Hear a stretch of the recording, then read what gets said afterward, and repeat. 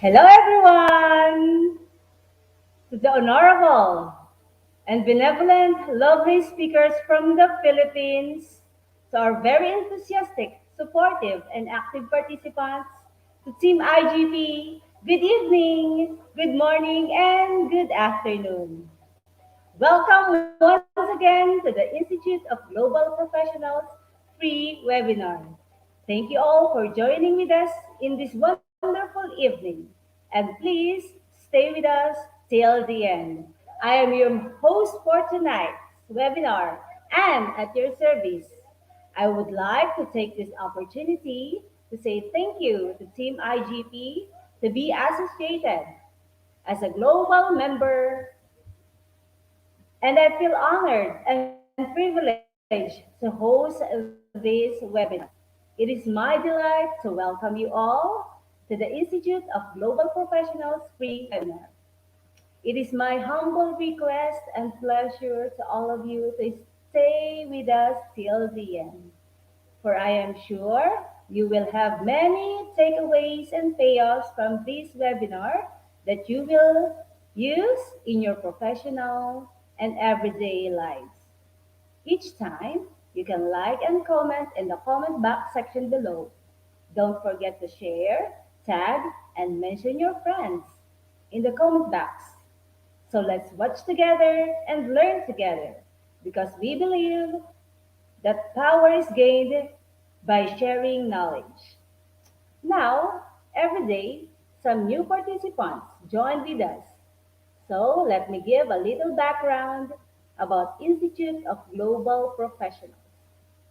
The Institute of Global Professionals, or IGP, is an educational institution that provides a social work.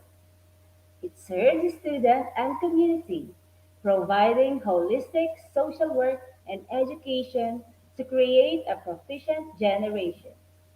IGP, or Institute of Global Professionals, is a leading online skills development with thousands worldwide. Institute of Global Professionals was entrusted with international recognition. We believe that it is not effective to increase one's skills just by acquiring formal education. So, we provide effective training and consultation to generate proficient generation all over the world. We organized our webinar training, offline and online courses by best and trained speakers, qualified coaches, and speakers from all over the world to create a best learning platform for all of you. Our mission is to empower people. We have already completed the 273 webinars successfully. We expect that you all are getting a little bit benefited in this personal and professional life, and we wish that you are all remaining with us in this long journey. Let me remind you again, don't forget to share, tag, comment, mention your friends in the comment section below because your attachment encourages us to do better and best service to all of you, our dear learners and audience. Today, we are presenting the 274th webinar with the title Current Trends and Practices in Teaching in the New Normal from our three lovely speakers and very energetic speakers, as we are talking a while ago, okay, from the Philippines.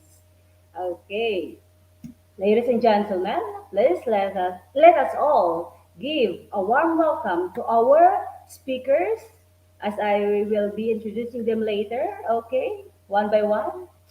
Okay, so let's start our program with IGP mantra, feed your skills.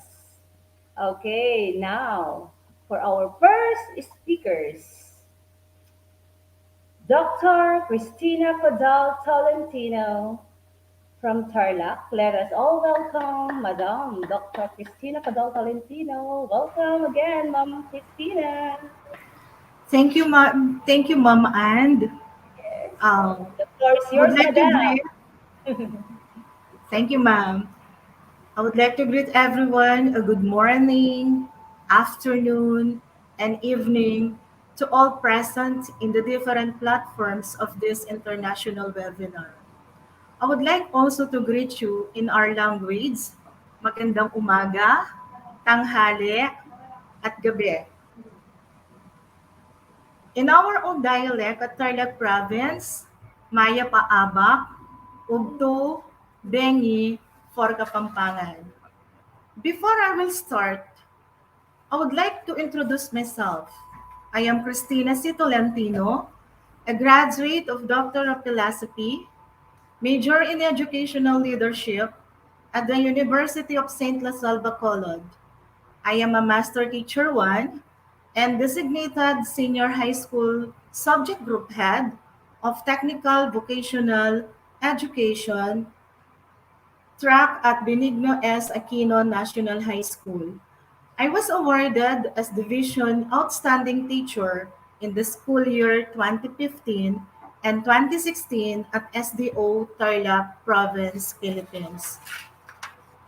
I would like also to express my profound gratitude to the people who, in one way or the other, had helped me to speak on the screen tonight, and these are no other than the following: the IGP CEO, Sir Kaushik Datta, the School Division Superintendent of SDO Tarlac Province, in the person of Dr. Ronaldo A. Pozon, who keeps on inspiring us with his wisdom and actions.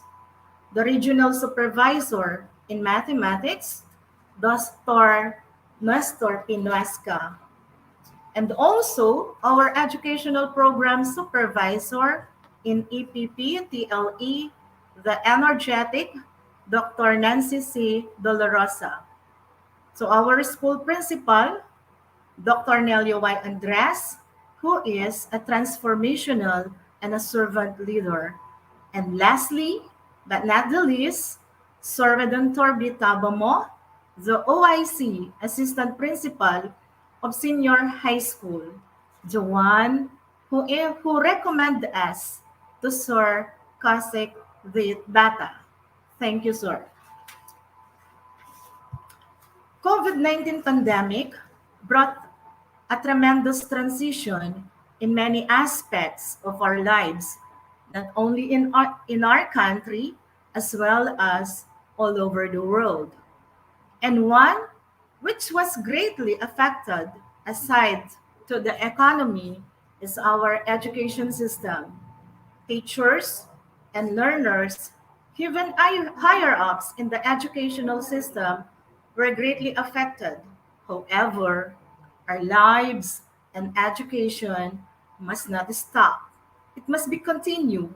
Thus, governments must create some laws, policies, rules which are applicable in the crisis we are experiencing right now. Luckily, in our country, the Basic Education Learning Continuity Plan of the Department of Education is the major response and commitment in protecting the health, safety, and well-being of learners, teachers, and personnel as well. Education must continue under the health protocols set by the Department of Health and the World Health Organization. The Interagency Task Force for the Management of Emerging Infectious Diseases approved the Basic Education Learning Continuity Plan to ensure that learning progresses among students despite the absence of face-to-face classes due to the threat of COVID-19. Thus, the birth of different learning delivery modalities were introduced. Best practices in teaching were also identified during the process of teaching and learning delivery. So, in tonight's discussion about the best practices in teaching, wants to aim to One,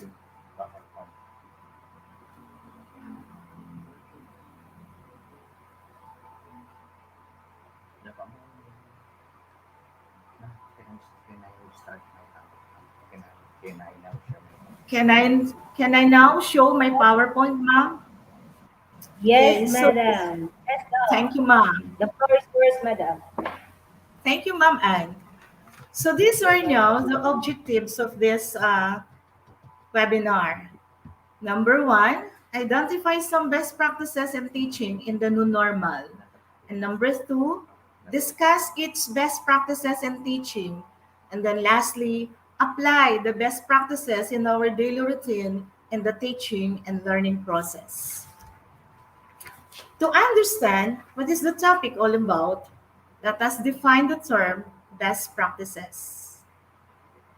Best practices refers to professional procedures that are accepted or prescribed as being correct or most effective, meaning the procedures utilized or used in the different learning delivery modalities which are proven effective are considered as best practices. So here are some of the best practices with the different learning delivery modalities. Number one, online distance learning. What are the best practices under this learning delivery modality? Number one, set an online rules. So classroom rules are a set of rules and guidelines that are imposed by the teacher that the class must observe and practice. These rules are designed to assist the teacher in the behavior management and ensure there is a positive environment for learning where all pupils, students, or learners feel comfortable and safe. And it is a way of avoiding disturbances, interruptions during the discussion. So these are now the classroom rules. Number one, be on time. Sign at least 10 minutes before the class. Number two, be prepared. Prepared all the things needed in joining the class. Number three, always turn on your camera. Four, you are not allowed to eat. Don't eat.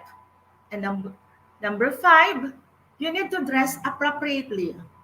Wear something comfortable but presentable. Mute your microphone when you are not talking. Raise your hand. Press the raising hand button if you want to ask questions or there are some queries during discussion in order for you to identify by the teacher. And then the last one, enjoy. Let us enjoy this new kind of learning. So these are some classroom rules that a teacher must set before or prior to the online discussion. Disturbance and interruptions during the discussions are avoided if there is an online classroom rules. Thus, if this is present, positive result is gained. Number two, feedback. Feedback is an information provided by the teacher about the aspects of students' or learners' performance or knowledge they have built up from learning experiences. Behavior management and ensure there is positive environment for learning where all pupils, students, or learners feel comfortable and safe. It is a way of avoiding any disturbances, interruptions during the discussion. Thus, positive result is gained. So there are seven keys to effective feedback. These are goal reference, tangible and transparent, actionable, user-friendly, it should be timely, ongoing, and consistent.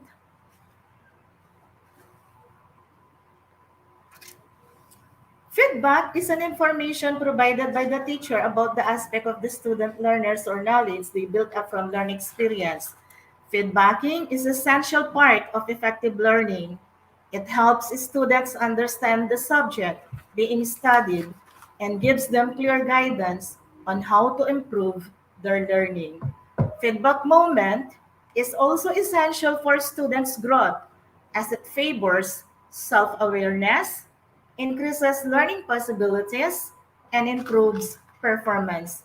Also, feedback increases motivation and the sense of self-efficacy by reinforcing positive conduct and aspect.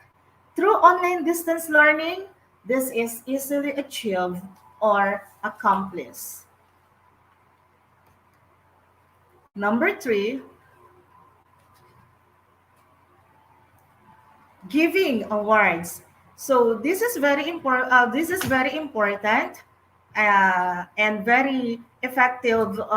Effective best practices. Okay, award means giving recognition for achievement of deserving student.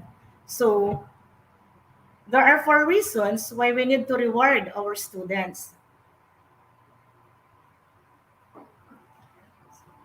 So feedback encourages and rewards your students for their hard work, efforts, and achievements.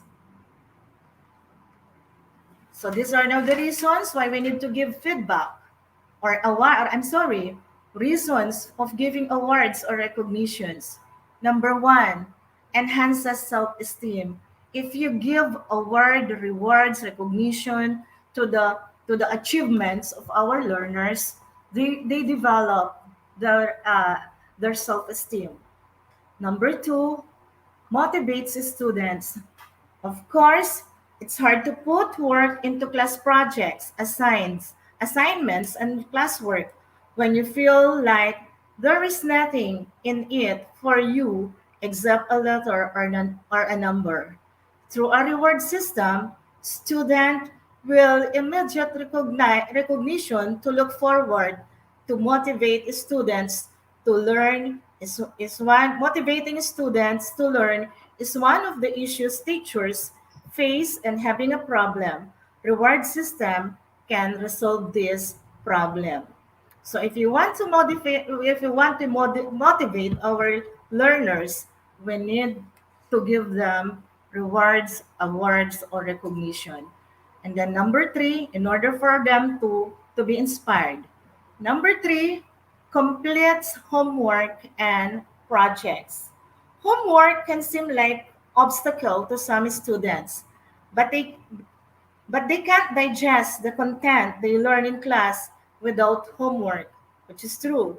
You can promote the completion of homework and projects by rewarding assignments done individually or in groups.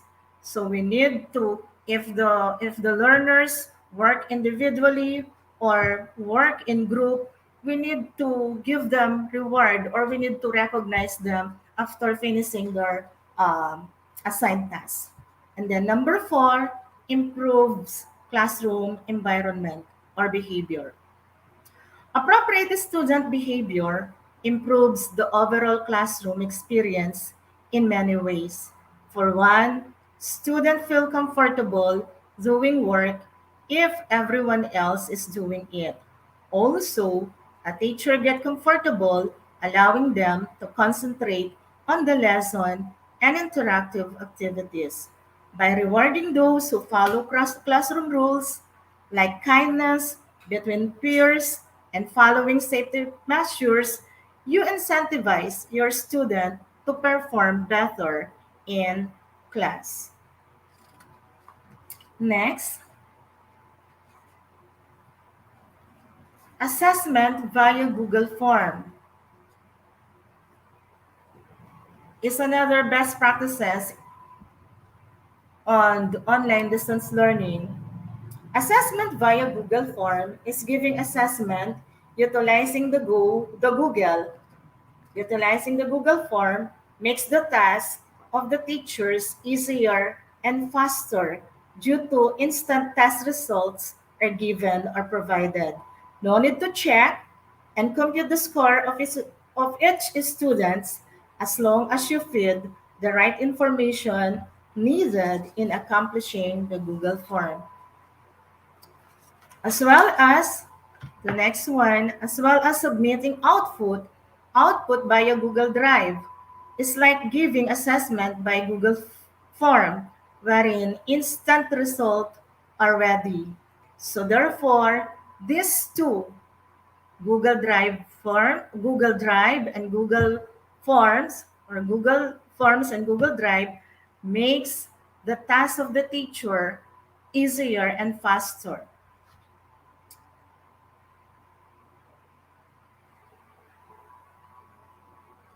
And then, second learning delivery modality is the distance modular learning in digital. So these are the best practices under this learning delivery modality, the live stream. We need to utilize the live streaming. We can utilize it by creating a Facebook page per section for you to live stream the activity. Through live streaming, you can also get feedback from your students by typing their answers or queries on the chat box. So there is also learners interaction about this that can provide lifelong learnings. In this platform, only you and your students can see what is being conducted and posted. You can also post additional resources materials here that may enhance the learning process more effective. So again, in live streaming, you need to create a Facebook page in order for you to live stream the activities of your students. Then posting of additional resources materials via Facebook, like what I've said a while back. We can aside to live streaming, we can also utilize the Facebook as a way of posting additional resources materials that may enhance the learning process more effective. So here, these are some examples of learning materials that we can post on via Facebook. And then third, modular distance learning printed.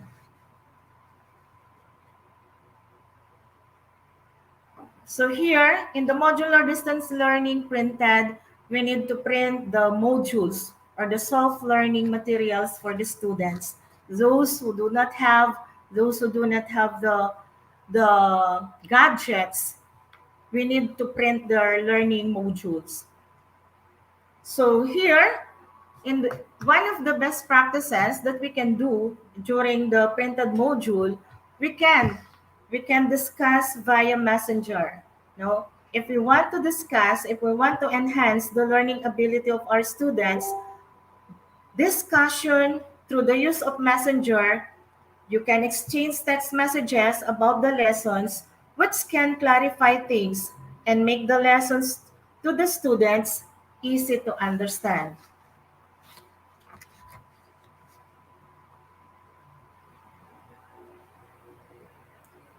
Aside to that, we can also provide printed learning materials aside from learning modules. These printed learning materials, these printed learning materials are very important or necessary to our students in order for them to fully understand the lesson.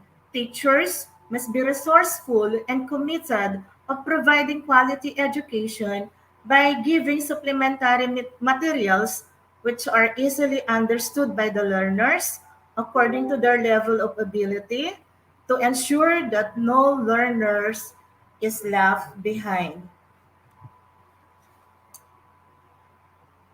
And the last one, providing video recorded video lesson is also an effective way enable for the learners to master the lessons. Why the learners will master the lesson? It's just because they can repeat watching or viewing the recorded video lessons. And then number 4, learning delivery modality is the radio-based instruction. This radio-based instruction is a learning delivery modality which aims to reach out our learners or students in a remote and far-flung community. In the SDO Tarlac province, we are very lucky because of the Project Shine, which was headed by our school division superintendent, Dr. Ronaldo A. Poson, and this project was supported by the LGUs by providing some radio transistors to our learners. And all school heads support this project. With this, we can ensure again that no students is really left behind if project like this are implemented. In the radio-based instruction program is one of the alternative learning delivery modalities using radio broadcast to deliver the lesson using the student self-learning modules SLM to allow students to study based on their abilities to learn the skills or competencies at their own pace.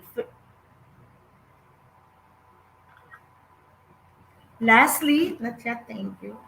Finally, another program that we have in our school at Benigno Aquino National High School that could really support the teaching learning process more effective is the program of bringing home the school. This is one of the best practices that we have, bringing home the school. So this is very effective in teaching the skill subject like the technical, vocational, and livelihood, where skills is being developed to learners. It is very difficult to teach the subject because most of our students do not have the equipment, tools, and materials to perform the skills they need to develop at home. So we made a project which is bringing home the school. Uh, Health protocols must also observe and practice in this project where minimal number of students are scheduled to attend every day. So again, these are now the best practices with the different learning modalities that we have from online distance learning, the modular learning, be it digital, printed, the radio-based instruction, and the project, another one is the bringing home the school to our learners. So thank you and God bless us all.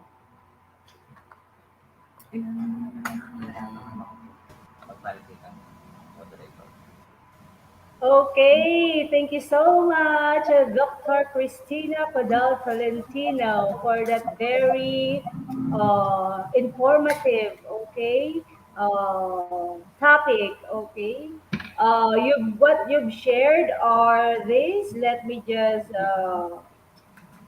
read what I have notes, what I have written, jot down while you were discussing. You've shared best practices in teaching in the new normals, such as number one, the digital modular this in distance learning, the modular distance learning printed, the radio-based instruction. Okay, you also gave rules on online distance learning, such as set an online classroom rules, feedbacking. You also giving awards. Okay, assessment via Google form. Okay, those are some of your uh, topic. I mean, suggested teaching teaching best teaching practices during this new normal. Thank you so much for that very okay for enlightening us okay with the best practices during this time of pandemic. Dr. Christina, we will get back to you later on the Yes, question and ma'am. answer Once part. I again, will Paul, close. once again, good evening and thank you. Yes, ma'am. The advantage. Okay, dear participants, again, I would like to remind everyone to please don't forget to share, tag, and comment your friends in the comment section below so that they too can have the knowledge that we are getting from our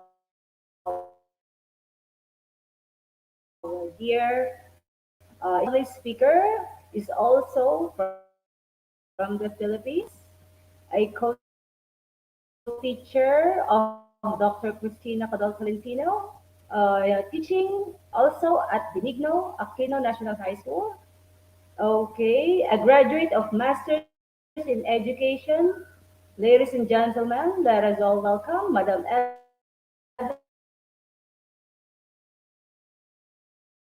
Evelyn Bolantes Santos. Welcome, Madam. Good evening, ma'am. Yes, Madam. Hello once again, Madam Hello, Evelyn. The ma'am. floor is Hello yours, Madam. po. Hello, hello. Hi. Good day to everyone. Once upon a time, I am here for a reason. The best thing that happened to me was speaking in front of you today. I am super excited to have you here. Excited about the learnings we have today. By the way, I am Miss Evelyn Bulanadi Santos from Philippines, a school head of Santo Niño Elementary School, Concepcion West District, Tarlac Province, a graduate of Bachelor of Elementary Education at Angeles University Foundation. Took up my Master of Arts in Education at De La Salle University. Before I start with my topic today, allow me to acknowledge and give thanks to the following: to the IGP CEO, Sir Kosik Data, Dr. Ronaldo A. Pozan, Schools Division Superintendent of Tarlac Province, who always encouraged his school head to uplift their educational morale. Dr. Nestor P. Nuesca, Region 3 Educational Program Supervisor in Mathematics. Mrs. Cecilia Simbulan Gomez, Public Schools District Supervisor, Concepcion West District. And of course, Sir Redentor B. Tabamo, Head Teacher 3, OIC Senior High School Assistant Principal, who inspired and recommended us to IGP. Today, I am happy to share my insights about current trends and best practices in teaching new normal. COVID-19 crisis had changed the educational landscape all over the world, often in unpredictable ways. It is tough to adjust in new normal situation that we are experiencing from them up to now. However, by keeping up ourselves as teachers and current trends in the educational sphere, we can easily adjust and fit ourselves in the new setting of teaching and learning process. As such, tonight's discussion aims to, next please. Number one, learn the popular educational trends in teaching the new normal. Next, discuss the new its educational trends in teaching the new normal. And then, apply the educational trends and best practices in our daily teaching and learning process. The first educational trend, which I consider is the most important, is the self-care. According to the World Health Organization, self-care is the behaviors you do to take care of your own health, and it can include hygiene, nutrition, leisure activities, sports, exercise, seeking professional healthcare services when needed, and much more. Self-care is essential in our current situation. We cannot do our daily tasks as teachers if we are not healthy, as well as our learners. Thus, this must be our top priority to deliver quality education. We can only achieve this by practicing good behavior in hygiene, nutrition, leisure activities, sports, exercise, and seeking professional healthcare services if needed. And of course, by practicing and observing Interagency Task Force and World Health Organization health protocol.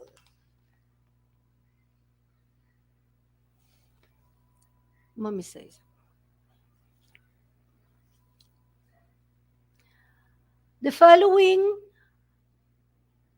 why is healthcare important?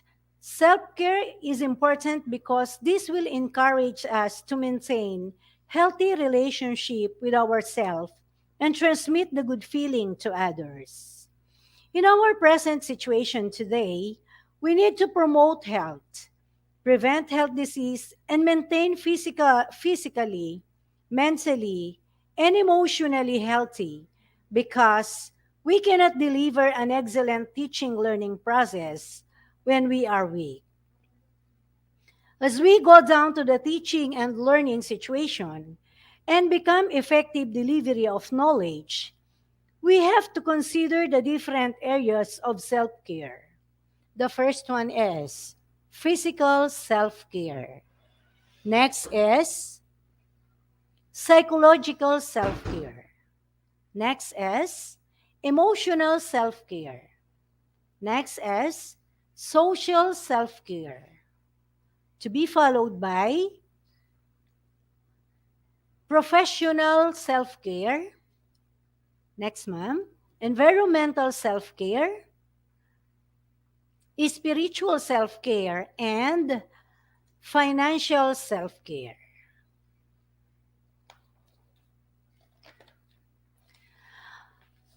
Another current trends in the new normal is the blended learning.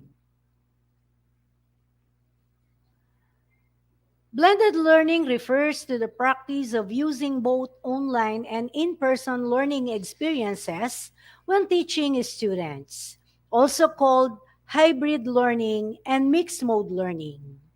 Blended learning experiences may vary widely in design and execution from the school to school. As you may already know, blended learning or hybrid learning represent a learning model that combines both formal traditional classroom and non-formal online courses, methodologies. But the reference that I prefer is that blended learning represents a model that integrates technology to boost learning and deliver impacted knowledge.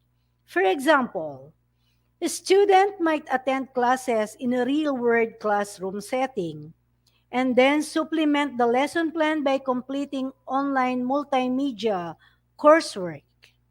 It's also been suggested that students who complete online coursework followed by interactive, face-to-face class activities have richer educational experiences. This is also same as when Kinney and Newcomb in 2011 did their comparison to establish effectiveness in view of grades and found that blended learning had brighter average score than the non-blended learning environment.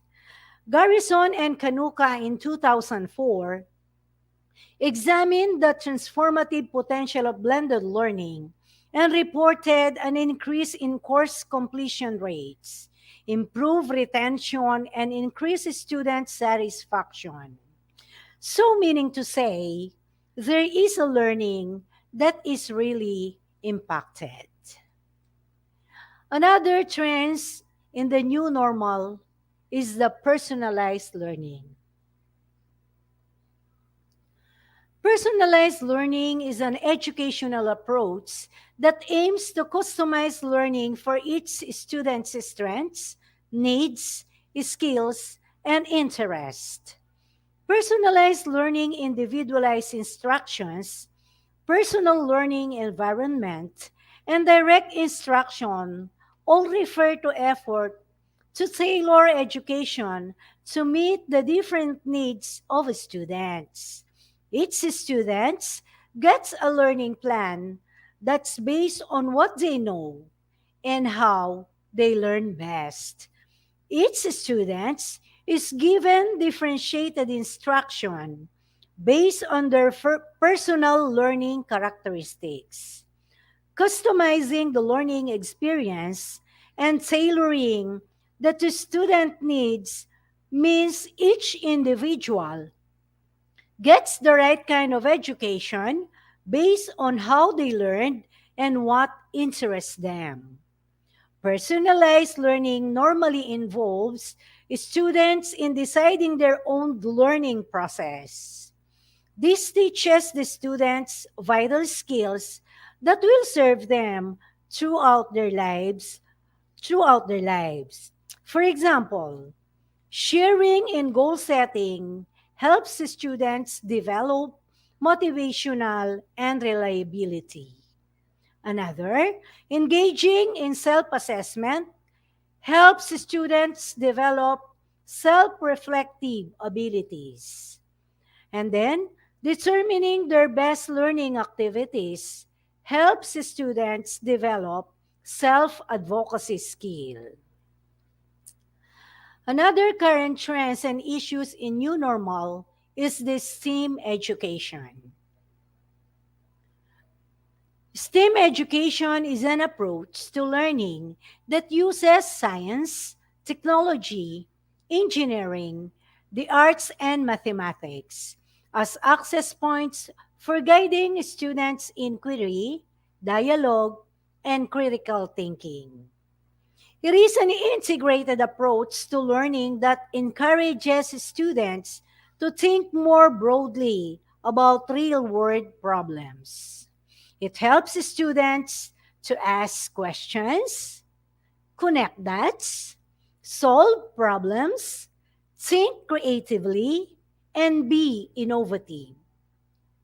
In an ever changing, increasingly complex world, it's more important that even our nation's youth are prepared to bring knowledge and skills to solve problems, make sense of information, and know how to gather and evaluate evidence to make decisions.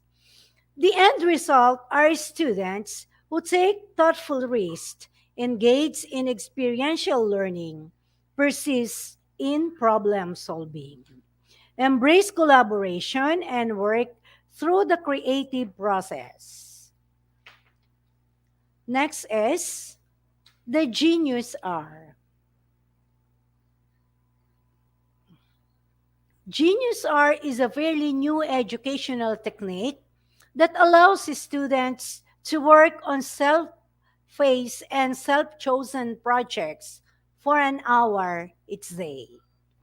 This Genius R in the classroom is an approach to learning built around student curiosity, self directed learning, and passion based work. In traditional learning, teachers map out academic standards and plan units and lesson based around those standards. In Genius Hour, students are in control, choosing what they study, how they study it, and what they do, produce or create as a result. As a learning model, it promotes inquiry, research, creativity, and self directed learning.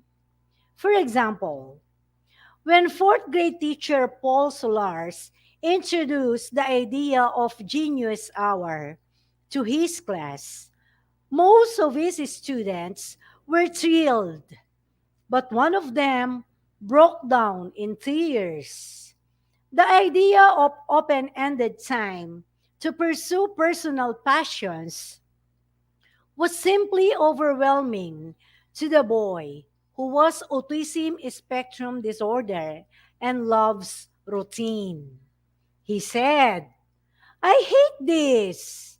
This is awful. Solars recall. So I walked upstairs with him and asked his previous teacher what he might like to explore. She told him that the boy loved creating avatars on the website Voki. When the student heard this, he looked at me with his haggard smile. Solar says, within seconds, he went from the tears to, I get to do this. I get to do this in school. Inspired by the success of 20% time in business, some teachers began adapting the practice for use in the classroom. Another trend and in the new normal is the digitized citizenship. This citizenship is defined as the ability to use technology and the internet both effectively and appropriately. While citizens of their own country, they have also become citizens of the global network known as the online world. A digital citizen refers to a person who has the knowledge and skills to effectively use digital technologies to communicate with others, participate in society, and create and consume digital content. Digital citizenship is about confident and positive engagement with digital technologies. By educating students about digital citizenship, they will have the opportunity to develop an understanding about digital and information literacy, internet safety, privacy and security, cyberbullying, and communication. Next is the bite-sized learning. Is an educational technique that provides students with brief, intensive activities that target specific academic skills. Bite-sized learning is a one of the chief complaints of teachers everywhere is that their students' attention span is declining and they have to struggle to keep them engaged because they are competing with too many distractions. We are living in a world where multitasking is a way of life and long stretches of time to dedicate to a single activity are not advisable. Bite sized learning, also known as micro learning, breaks down information into small, manageable chunks instead of subjecting students to long, uninterrupted session. It is also simple, focused structure that is centered on one learning objective at a time and gives students only what is essential. As a Ebbinghaus forgotten curve demonstrates, people typically lose 80% of knowledgeable they learned within a month. When people learn large amount of information, they do retain it for a certain amount of time. Another trend of new normal is the social emotional learning.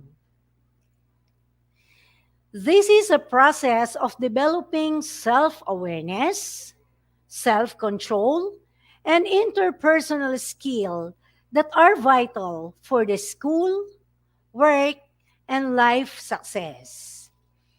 People with strong social emotional skills are better able to cope with everyday challenges and benefit academically, professionally, and socially. From effective problem solving to self discipline, from impulse control to emotion management, and more. Social emotional learning provides a foundation for positive, long term effects on kids, adults, and community. Extensive research show a correlation between the skills taught in social emotional learning programs and academic achievements, positive behavior, and healthier life choices. SEL helps build a foundation that supports students' success both personally and student success and academically. When kids are equipped with social emotional skills, they better able to learn and contribute to a positive school climate. Next is the gamification. The gamification theory in education is that a learning strategy that involves using games and rewards to teach students in a strategy with plenty of both advocates and critics.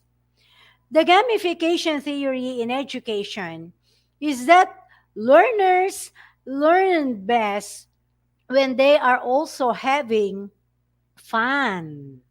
Gamification in learning involves using game based elements such as point scoring, peer competition, teamwork, score tables to drive engagement, help students assimilate new information, and test their knowledge.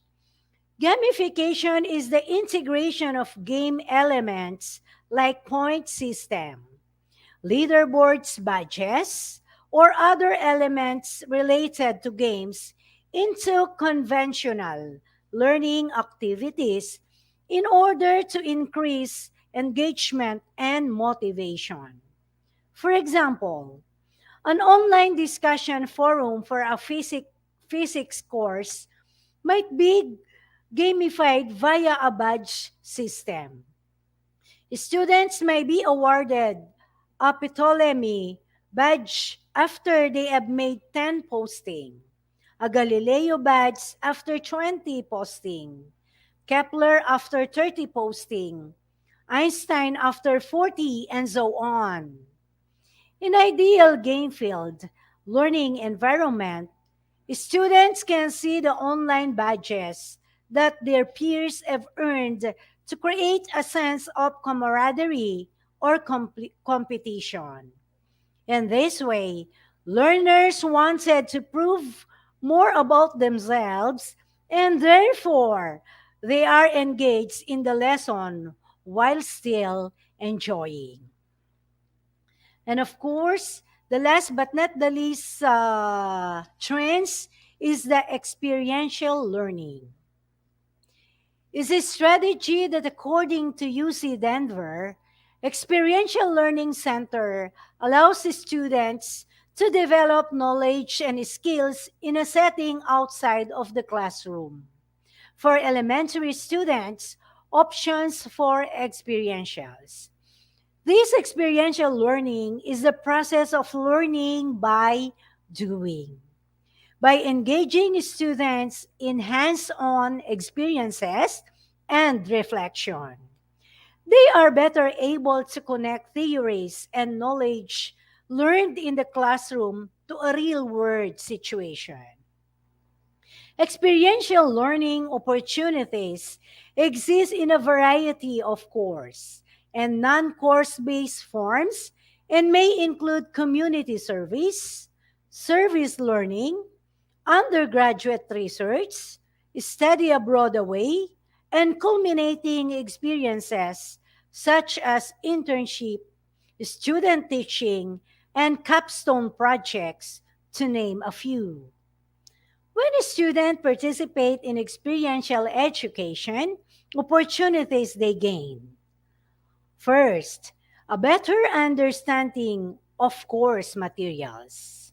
And then, a broader view of the world and an appreciation of community. Next, insight into their own skills, interests, passions, and values. Then, opportunities to collaborate with diverse organization and people. Next, positive professionals practices and skill set. Then, the gratification of assisting in meeting community needs and self-confidence and leadership skill. Hands-on learning can be a form of experiential learning. An example of this is going to zoo to learn about animals through observation instead of reading about them. Growing a garden to learn about photosynthesis instead of watching a movie about it. Hopping a bicycle to try and learn to ride instead of listening to your parents explain and concept. That is all about the different trends and the new normal. Once again, thank you so much, and good day.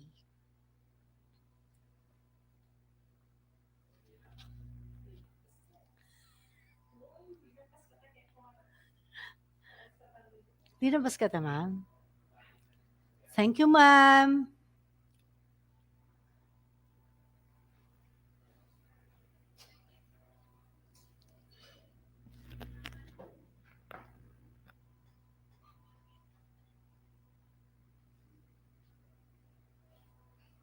Naka-on naman, ma'am.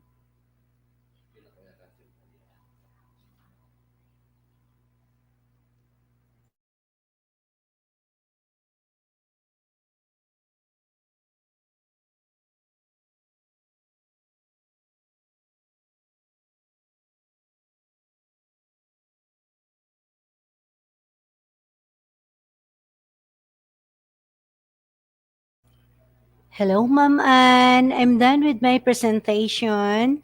Thank you once again.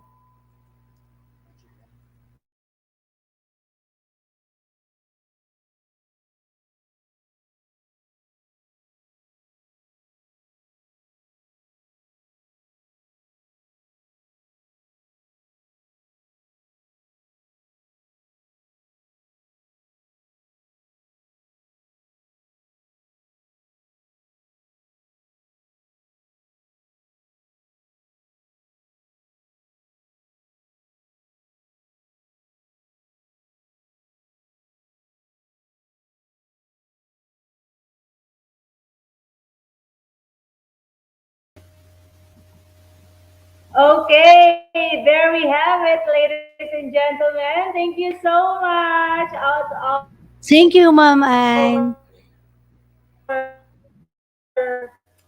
second Evelyn Bulandi Santos. Okay, thank you so much for enlightening us with your topic. Okay, I know everyone was enlightened. Okay, and was learned a lot. Our dear participants learned a lot from your topic. Okay, and let me just Thank you, ma'am. Tell again the topic that you've shared with just a little bit of my notes, okay? The topics that you have shared, Madam Evelyn, was on educational trends, and these are self-care, which you shared also some of the self-care such as physical self-care, emotional self-care, social self-care, professional self-care, environmental self-care, spiritual self-care, financial safe self-care, which are the very, as you have said, is the very important factor in our life. Okay, another is the blended learning. You also shared about the personalized learning. You also shared about the STEAM education. Okay, this is new. I've just heard this during this time of pandemic. Okay, this is the science, technology, engineering, arts, and mathematics. Okay, in education. We have the Genius Hour. Okay, this is new to me. And I know Mhm. to our participants, some maybe some knew it, and most maybe just heard this. Okay, about the Genius Hour, which is you've shared that this the learners will work on self-paced and self-chosen project for an hour each day. Okay, Yes, also ma'am. discuss about digitized citizenship, uh, the bite-sized learning. Yes, Okay, ma'am. you also shared about the social emotional learning, the gamification, which is very uh, You really the new interested trend. to the Yes, pupils. very Yes, yes. ma'am. Yes, okay. The new age students, okay. The gamification and the experiential learning. Learning. Okay, thank you Yes, so much ma'am. for enlightening us, Madam. Thank you so much for your time, Madam Evelyn. We will get back to you later in the question and answer portion. Okay, ma'am. Thank you, Stay back. ma'am. Thank Thank you, you. pa. Yes, ma'am. Okay. Dear participants, again, let me remind you again to please share, tag, and comment your friends at the comment section below so they too can have the learnings that we are getting from this webinar, okay? Let me introduce now our very lovely, okay, and last speaker for tonight's webinar, a graduate of Masters in Education, Madam Mary Ann Catherine Duaque Perez from Philippines. Welcome, Madam Mary Ann Catherine Duaque Perez. Sorry, Madam Mary Ann. Catherine Duaque Perez. There you go. Hello, Madam. Good evening once again. Hello, ma'am. Good evening. Yes, Madam.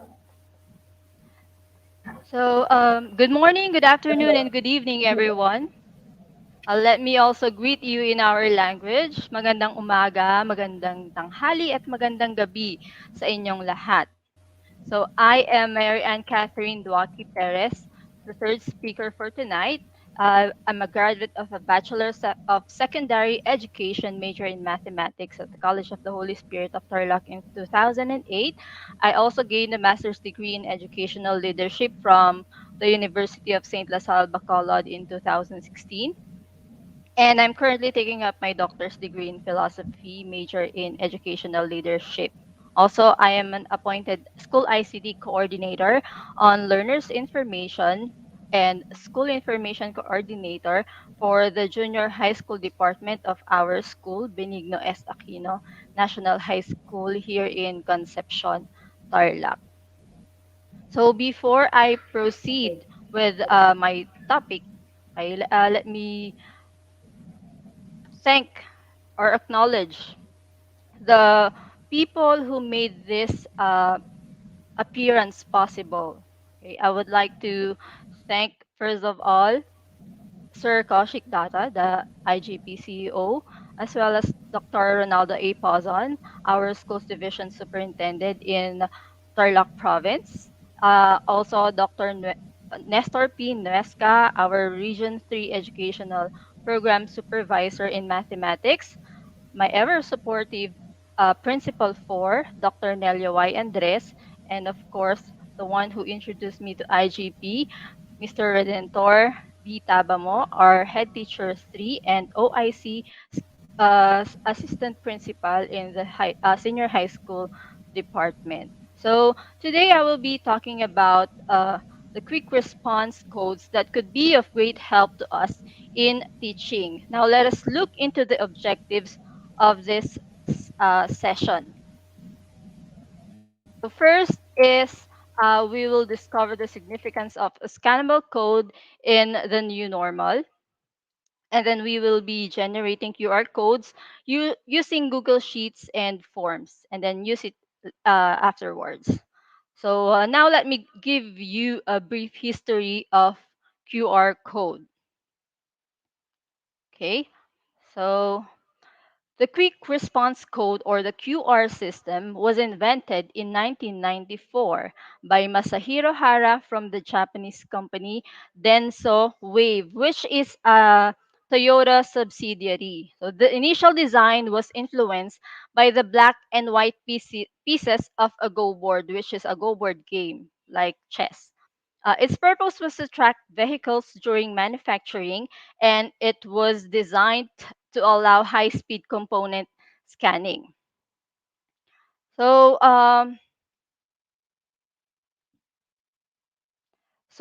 QR code is a machine scannable image that can instantly be read using a smartphone camera.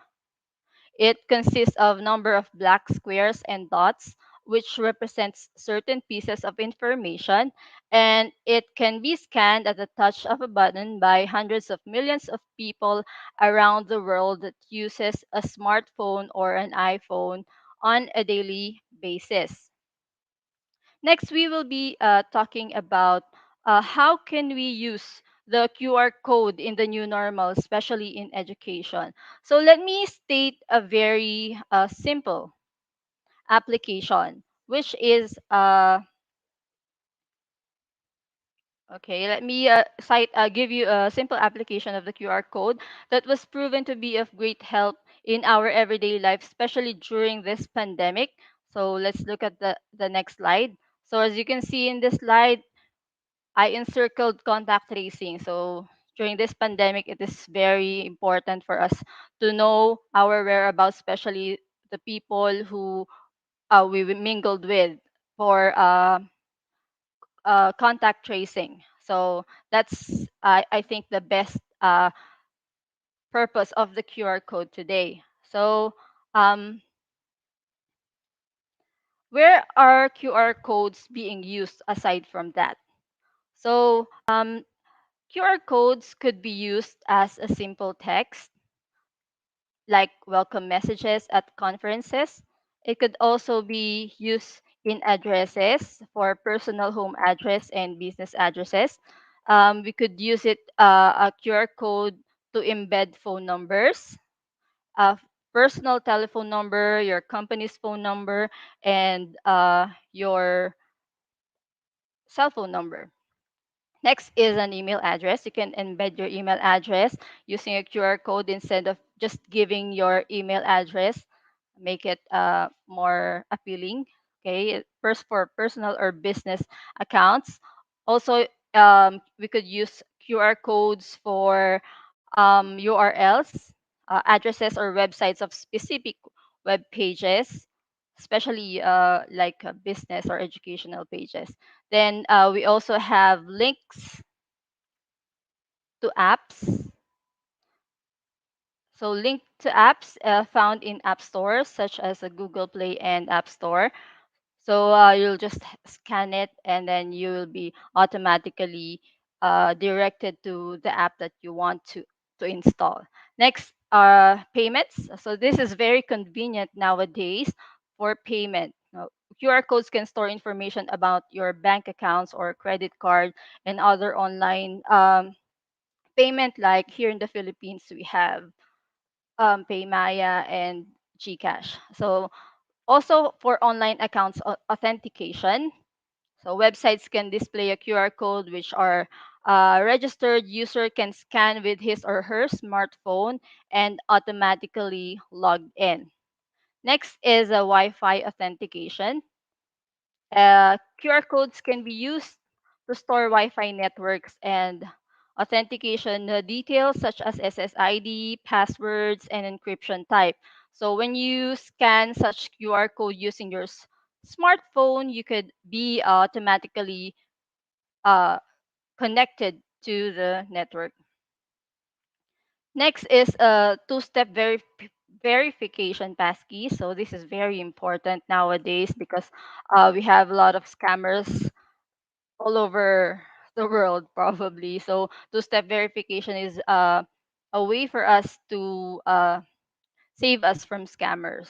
It's a security by various websites and applications that either they will send you a code to your email or your phone number. So next, aside from this one, okay, we could also use it in education. So how can we use this in education? Well, we could use it particularly in this session as an attendance in checking or monitoring. We're here in the Philippines, we could use the QR code during the distribution and the retrieval of modules. Instead of having the parents sign in the usual log sheet, the pen and paper log sheet, we could use a contactless QR code to do the job. So as I recalled, I started using the QR code way back in 2017 as an innovation in checking the attendance of my students. And before I will do it before they will enter the room, I will scan their code. So I printed these codes and distributed it to them, and then I'll scan it while they enter the room. So that was way back 2017, and I believe it's still very feasible up until this very moment for especially in distribution and retrieval of modules here in the Philippines. So next is uh, let me list some of the activities where we could integrate QR codes in education. So, QR code in education, we could create interactive and engaging content. So, you can enrich the content you teach in a class by adding QR codes that link to further readings and resources around related topics. For instance, you can link to a PDF, a document, a video tutorial, a website, an audio file, or whatever file you want to share with your students. Next is to share resources. So students can use QR codes to share educational resources which with each other. Example, they could share notes, web contents for their reading, how-to videos, YouTube, okay, Instagram, or whatever they want to share with their classmates. So next is help with homework.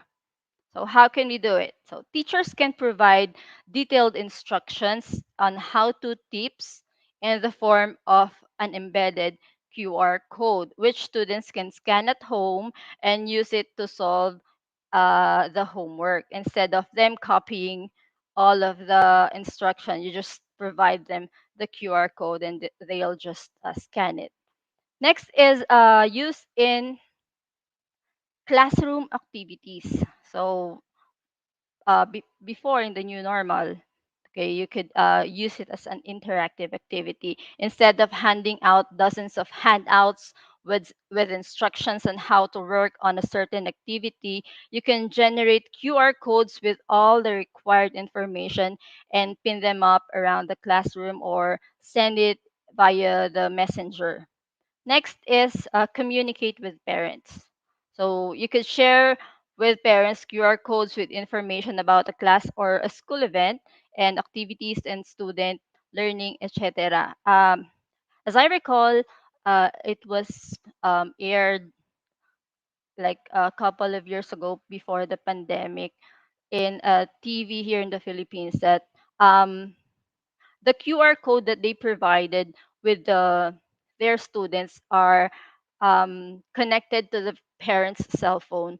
So every time they scan the QR code with a scanner in school, the parent automatically receives notification that their son or daughter is inside the premises of the school. Next is scavenger hunt. So this was actually applicable in a face-to-face activity. So what is a scavenger hunt? You could add some interactivity to scavenger hunts you may use in class in a classroom setup, and you will just enhance the students motor activity and get them engaged. So they will do is they will roam around and scan every QR code that they see and follow whatever instruction is embedded in that QR code. Next is used with books and reading materials. So you could use it with books and reading materials. You could integrate the QR codes in textbooks and books that you have in your class or in the library. So upon scanning this code, students will be able to access more information and resources on the related book. Next is we could provide easy access to online content. So sharing long URLs with students is not always the best option, and most often some students will miscopy the website address, so and end up with a broken link or a broken URL. So instead of letting them copy the long URL, just create a QR code and have give the copy of the QR code to them and scan them, and they will be redirected to the online content that you want them to see. Next is gather students' feedback. So this is very important. Okay, you could create polls, surveys, and forms using tools like Google Forms and share them with the students as QR codes that students can easily scan and access. And afterwards, this will direct them to the Google form asking for feedback about the lesson, if they understood the lesson or what they need for follow up. Next is it could also be used in research projects. So we get students to create QR codes linking to the resources and web content they uh, were they used that they used in drafting their research. So these were actually useful during the old normal, and of course, it's also applicable. Some of them are also applicable up until this very moment. So the question now is how can we use this in the new normal? So let's find out. So there are reasons why a QR code fails. So sometimes QR code fail, or it could be unreadable because of the following. No, we have a low contrast. So when choosing your colors other than white or white background and black foreground, make sure there is enough contrast. It's totally okay to use a colored background for your QR code aside from black and white as you can see on the screen, but you just make sure that the contrast is enough and could be readable by our smartphones. Next is print mark inconsistency. So what is a print mark inconsistency? So the inconsistency. So as you can see in the picture, okay, they are blurry and not aligned. So when you try to scan it using your phone, um, you will have you will panic that, oh, why am I QR not reading this? So you have to make sure that the one that you printed out is properly printed out. Next is the reading position. So improper reading position. So it is very important for us to scan the QR codes at the correct height and distance from our camera. So several environmental factors can contribute to QR code distortion in terms of shape, contrast, element uniformity, and substrate integrity. So, for example, the temperature changes in a production environment when you printed it. So, the condensation to form a code. So, blotching of inks during printing, or distorting the substrate to a point to which the barcode or the QR code elements are no longer readable. Okay. So, next is we will be talking about as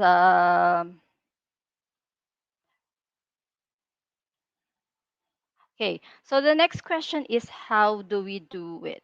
How do we create a QR code? Okay, in this particular session, we will be using Google Apps, uh, specifically Google Sheets and Google Forms in particular, and in generating a QR code. But you could also search some websites that generate free QR codes, or if you could afford it, of course, you're always welcome to subscribe to the different websites. Just Google them, and they will generate the QR codes for you. So, here are the free websites that I have searched. Okay, I have smallcotools.com, www.the-qrcode.generator.com, and qrexplorer.com. So you could go to these websites and they could generate free QR codes for you. So now here are the steps that we will be doing tonight in creating a QR code using the free Google Apps. Steps. Step 1. We will be making a list of your students in the Google Sheet. We'll make a Google form from the list and generate pre-filled link, then create the QR code. Okay, so okay, it's demo time. Okay, so I'll be ending the slideshow and we'll go to the demonstration. So first off is we would need to open up a new Google Sheet by typing sheets.new, okay, and it will direct you to a blank spreadsheet. So we will just rename it whatever name you want to name your QR generated QR code. So let's have I have it here sample. This one is IGP QR code attendance sample. This is for my demo. Then we will type in the header, first name, last name, full name, the link, and the QR code. Okay, so after doing this, okay, um, if we have like more than 20 students and we need to scroll down, we will not see the header. So for us to retain the header, just click on view and then go to freeze and freeze one row so that when you scroll down, the headers would remain on top. Okay, so after doing that, we will extract the names from your master list. So I've prepared here the names of students and then copy paste it in the Google Sheet. Then the next step is we would need to combine the first name and the last name, and to do that we have to input a formula. So we have to combine them. So we have the formula starting with an equal sign. Then we will select the first cell, A2. Then we'll have concatenate or end quotation, space quotation end, and then the last name. Then click on enter. Then, so full name, it's already there, and then it will automatically fill. Just click on check. Okay, so we have here the full name. So the next step after getting the full name or combining the first name and the last name is we will open a Google form. So once you open a Google form, so that's forms dot new. Okay, enter. And then it's an untitled form. So if you want to rename it like QR attendance, that's okay. Or the same as with the IGP QR code attendance sample. And then once you already renamed it, make sure for easier access that you save it in the same folder that you save your Excel or I mean Google Sheet file. So I'll be looking here at my IGP folder and then we move it here. So it's already in my Google Drive under the IGP folder.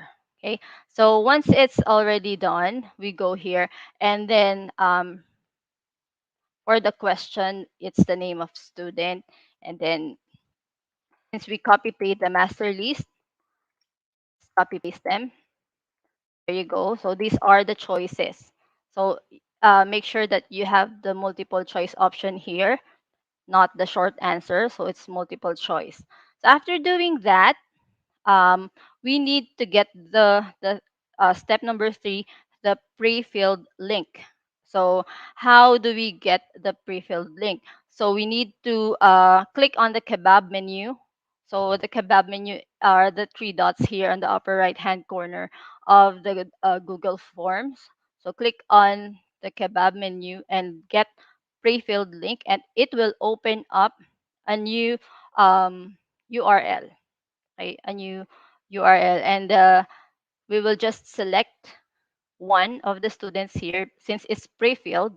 Okay, we will select a response and then click on get link. So once you got the link for Akielo Aquino, click on copy link, and then we will go back to the Google Sheet and paste it there.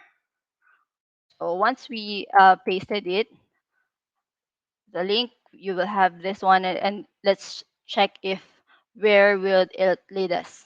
So upon clicking this link, it redirected us to the pre-filled link that we had a while ago and highlighting Akielo Aquino. So right now we are still in the right track. So after doing that, okay, the next is how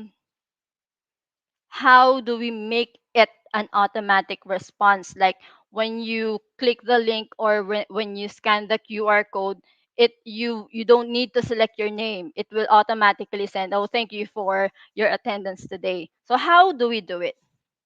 Okay, so we need to modify this string of URL string here. Okay, so we start with the equal sign. So we start with the equal sign and then a quotation mark. And as you noticed, it became green. So it will take up the link that we had earlier. Then look for the word view form. So since we're just viewing the form, that's why it's leading us to this one. And you have to click on the link or click on submit.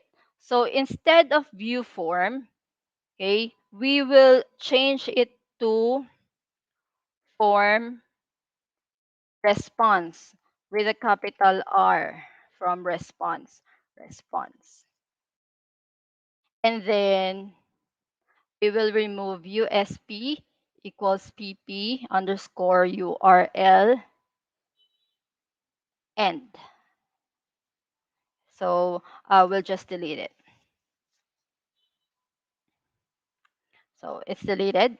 And now I will click enter. So going back to this form, let's try if the link that will open would be a different one. So let's click on the link. And it's redirecting to a new page now, which says IGP QR code attendance sample. Welcome to Math 7 Rose class. So I actually changed the usual you have submitted the response. So how do we do this personalization of the response? Okay, so we will go back to the Google form and click on settings, and then we'll check on the presentation. Okay, here is a confirmation message.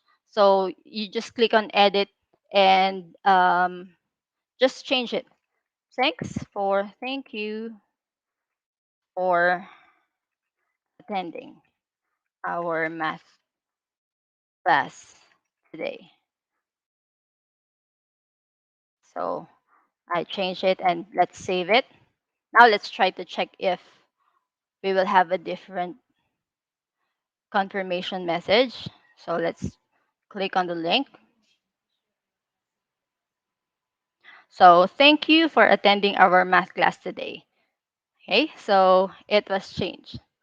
So the next thing that we need to do now after getting the first student. So the next question is, what if I have like more than 10 or 20 or 50 students? Am I going to copy the pre-filled link of each students, like go here and always get the pre-filled link of the next student, like Josor Bacolod, get link?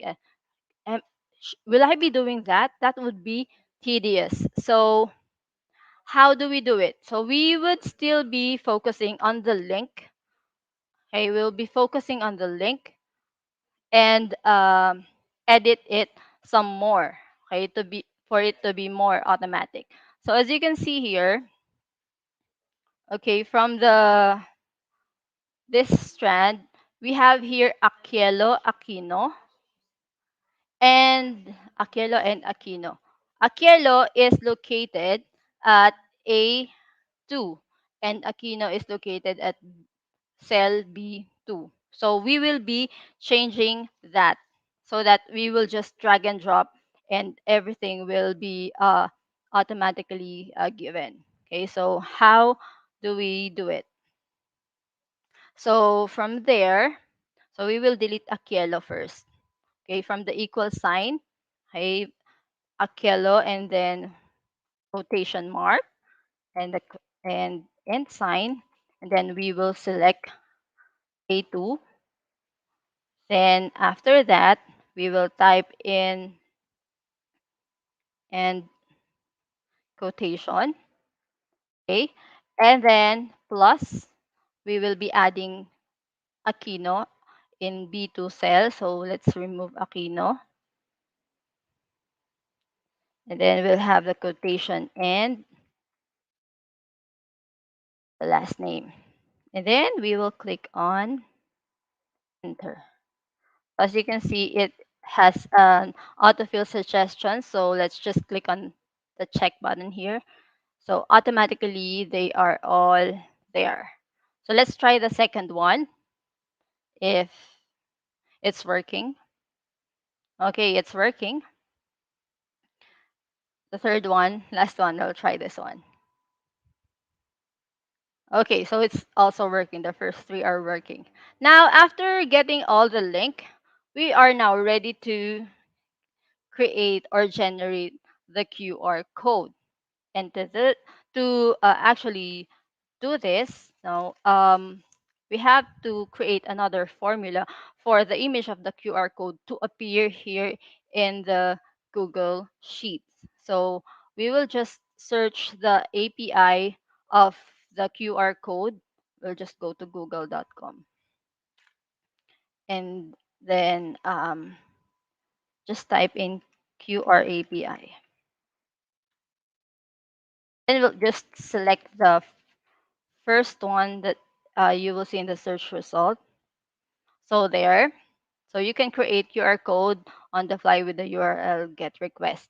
So we will get the syntax, this root URL, and paste it in the Google Sheet. And since we're creating a formula, we will always start with an equal sign. And since we are getting an image of the QR code, so we click on we type in image and then copy the APR. Oh no. Copy the API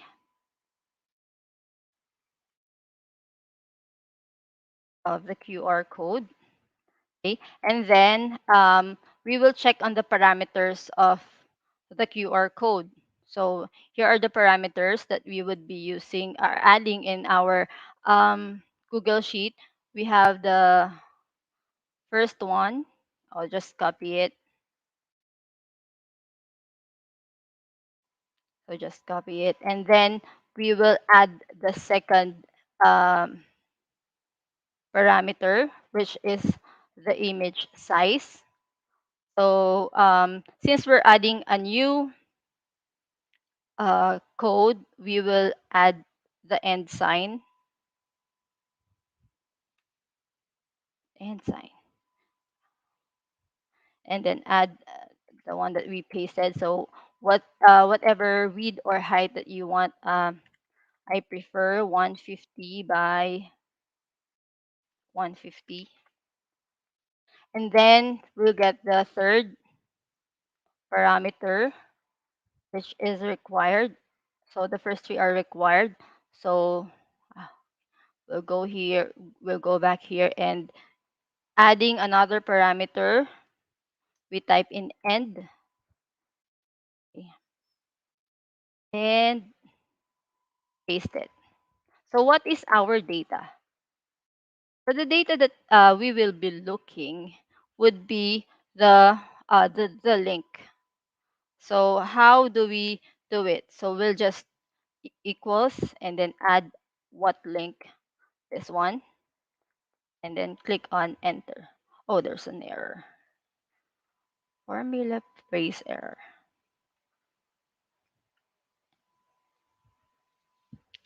Oh, I forgot a quotation mark. Quotation mark and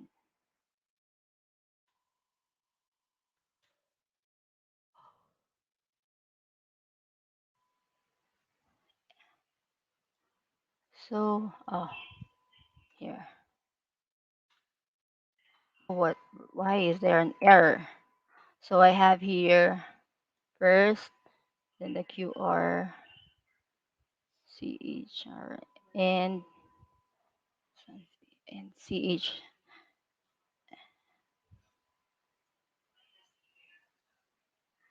It should not be here. Oh, I forgot to put a quotation mark here.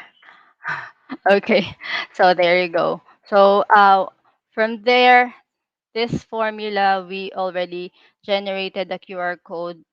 Let me just make it bigger. So here is the QR code for Akielo Aquino. So what we will be doing is to just drag and drop the remaining. So as you can see here, we were able to create 5 QR codes. Now the question is, what happened to the other students? Why is there no QR code appearing on them? So here's the problem with that. So as you can see here with Darwin De Jesus, his last name has a space, as well as Josiah King, Vince Justin, Russell John, and John Ezekiel.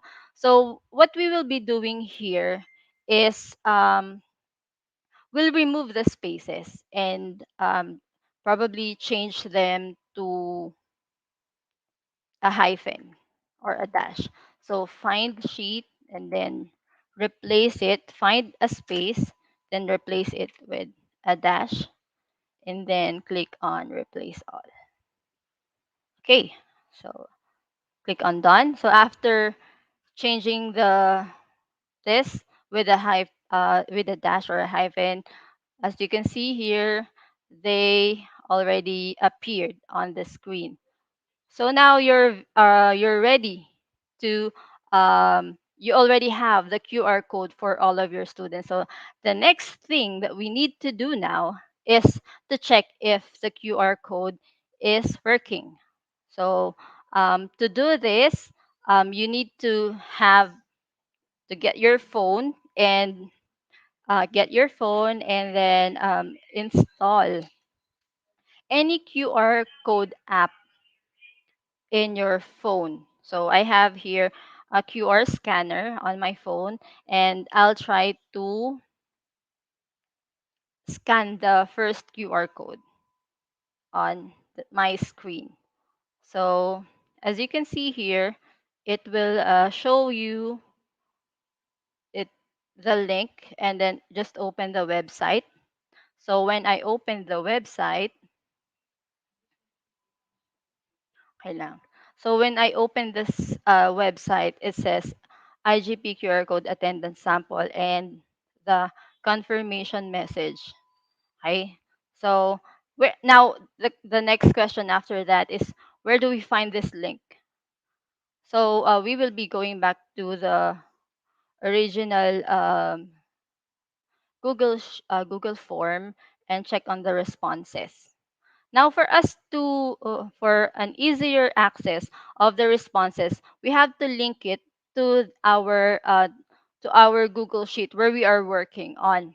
So for us to do that, just click on the kebab menu again, and then we will select a response destination. So then this will pop up, create a new spreadsheet or select an existing spreadsheet. So we will be selecting the second one, select an existing spreadsheet because we already have an existing spreadsheet. Click on select, and then we will look for the spreadsheet that we are using. So this one, IGP QR code attendance, select, and there, spreadsheet link. So let's check on the IGP QR code spreadsheet. As you can see here, form responses to. So these are the names that I was able to scan in our QR code scanner. The last one, Chozor Bacolod. So if you want, you could try another one, okay, to see to see if they are working. So before giving them to your student, make sure that their QR code is working. So that's it. Now, the last question is, how am I going to give it to my students if I only have this? Will I be printing it as is? Well, actually, there's a way for you to make it more appealing to the students. No, so let's create another sheet or add sheet, and then let's just rename it as their name badge. Okay, name badge. This is the printable version. So for here, I want to name this as Scan Me. And then on the second one, I will be reflecting whatever we have here in the demo sheet. So for that, I need to input again a formula. So in the demo sheet, they are listed vertically. So in the name badge, I want to list them horizontally. So it's transposed. So I would type in transpose and quotation, parentheses, and then we go back here. So we will select what we want to show. So I will be selecting the QR code here, here. Okay, E2. So if I will be doing this, okay, I click on enter. As you can see here, automatically the first one was shown. So I want them to appear in when in printing like four or five of this. So how to do it? So when we transpose, we only had it in the formula just one cell. So we'll just add some more. So E2 to E6. Yan. Okay. So as you can see, I changed it from just E2 and added until E6. So so that five QR codes are shown. So you can just copy paste it or drag and drop it here. Then how about the names? Okay. So same formula. We have click on transpose. Okay, transpose and then go back to the demo sheet. And then the name here, full name. So instead of just, okay, so Akel Aquino, we are still on the right track. Then put a colon and then C6. Okay, so everything is in place. We have five of here. Okay, and of course, we have to make it more appealing to the eye. So we'll just modify them. If you want other colors, you could do so, lock it, and then, of course, we want same height and same level of, oh no, same height for everything. Then you want it to be on center. Okay, and if you want it bold, you can do it in there. Or you could put the logo of your school here. So there. Now, if we will try to print this one, let's go to print. So as you can see, one letter size paper could print five. How about the next one? So we'll just do it the same as before. We'll just have to change the this E6 to E10. So we ended up with E10. We will continue at E11 to 15. And then E11. Then this one. Why E? Then this one as C11 to 15. So that's it. That's it. So we're going to print them out. Okay, so it will open up. Just make sure that your the width and the height of your QR code for each of the students are of the same height and width. So we click on next, and there if you're connected to the printer, um, you'll have it. So I pre-printed some the the output here. Then we'll just cut it and give it to your student. But before you would like to give it to your student, have it laminated first so that it will not be like distorted, or it will not be destroyed. Okay.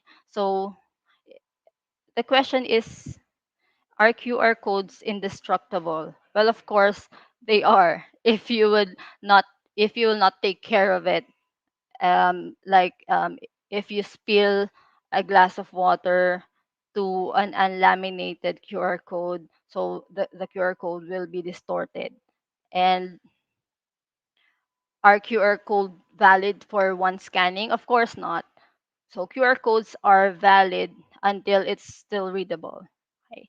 So that's it. That's my presentation for tonight. Thank you so much, everyone, for listening. Okay, thank you so much, Madam Mary Ann Catherine Duwake Perez. That was very interesting topic. I know everyone was making was look at the instruction you were sharing. I myself was Yes, ma'am. doing it on the first, but then oh, I got my loss. I lost my Ah. track already. Okay, that was new for me. Yes, I ma'am. know some of our participants already knew it, but oh, I know also are just like me, Yes, new to ma'am. that kind of technology. Okay, let me just have a recap on what you have discussed, Madam. Okay, you have discussed you have shared what QR code is. You've also shared the uses of QR codes such as simple text, addresses, phone numbers, email addresses, URLs, links to apps, payments, online accounts, authentication, Wi-Fi authentication. You also shared about use it in education. Okay, QR code in education such as Bliss 10. Okay, and let me recap of some of them. Create interactive and engaging context, share resources. QR can also help with homework, use in classroom activities, communicate with parents, scavenger hunt, use with books and reading materials, provide easy access to outline context. Okay, gather student feedback, use and research projects. Okay, you also shared reasons why QR code fails. And the most important part, you've shared how to create QR code. You've given us demonstration, the hardest part. The Joke. hardest part, yes. Okay. I know the participants will review again this webinar. This is very interesting topic. So we can have less contact during this time of the Yes. pandemic. Okay, Yes, thank you yes. so much again, Madam Mary Thank you so much as Ann, well, Madam Anne. Catherine, Joaquin Perez. We will get back to you, okay, later. Thank you for, okay, for the quiz competition. Log on to www.slido.com with our code capital IGP quiz. Everyone is invited to join the quiz. Quick link is in the comment box below. Okay, everyone, let us join the quiz competition. And after the quiz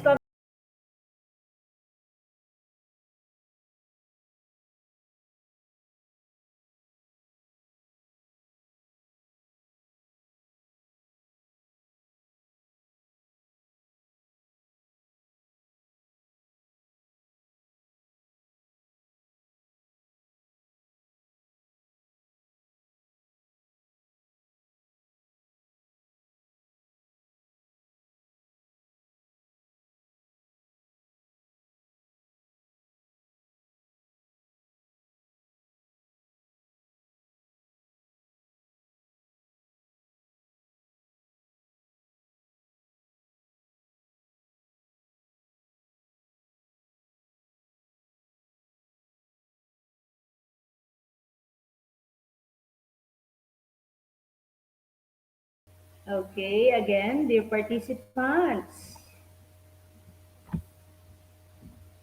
join now our quiz competition for tonight's webinar. And again, the code is capital IGP quiz. The link is in the comment box. Okay, we have 41 participants joining the quiz competition.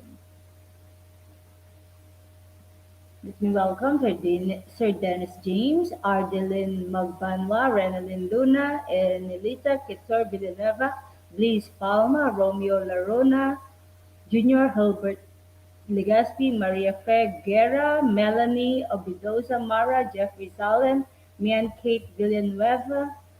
Okay, welcome, Madam Vilma Flora Mante. Okay, we have now 56 participants joining the quiz competition.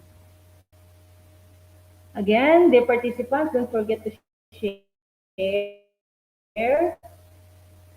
this webinar to your friends and community so they too can have the learnings that we are having right now.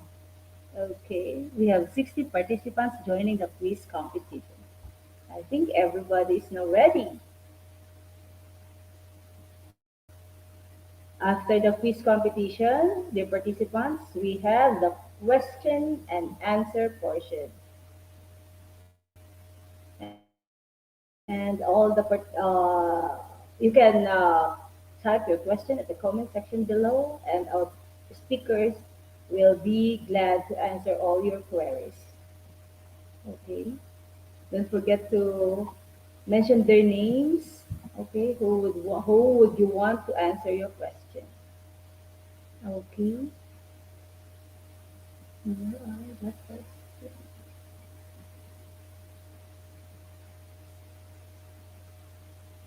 And after the question and answer portion, we will be sharing the certification process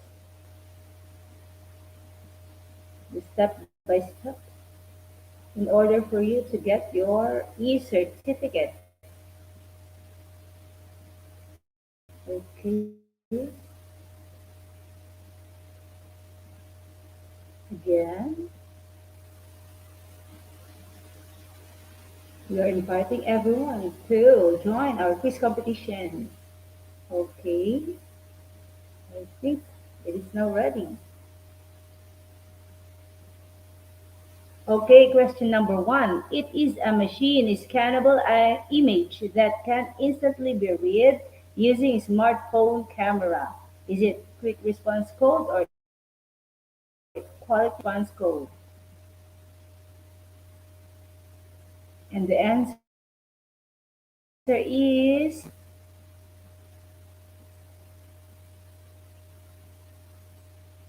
okay, quick response code or the QR code. 97% of the participants got it correctly. Our second question.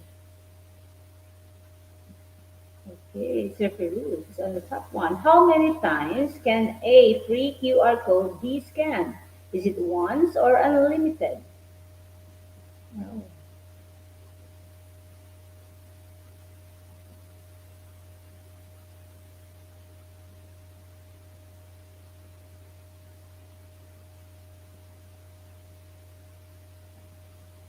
Okay, 11 versus 89. So 89% got it correctly. Their answer is unlimited. Okay, so Romel Jan Aquino is on the top one. Okay, the third question. What is or are the possible reasons for QR codes to be unreadable? Is it damage or distortion, low quality of print, improper reading position, or the second one, QR codes are indestructible?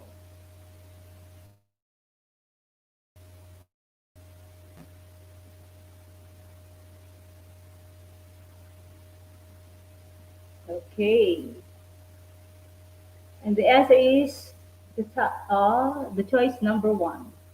Damage or distortion, low quality of print, improper reading position, and 91% of the participants got it correctly.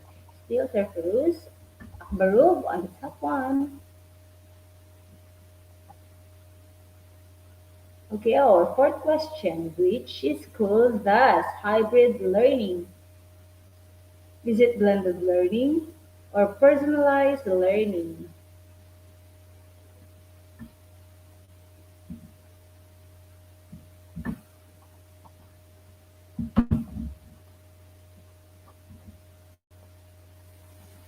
Okay, and the answer is blended learning. 88% of our participants got it correctly. Okay, so Perus is still on the top one. So Perus Akbarov, 30 seconds. He hit the correct answer on the 30th second. Okay, our fifth question. Which is an educational approach that customizes the learning for each student's strength, needs, skills, and interests? Is it blended learning or modular learning?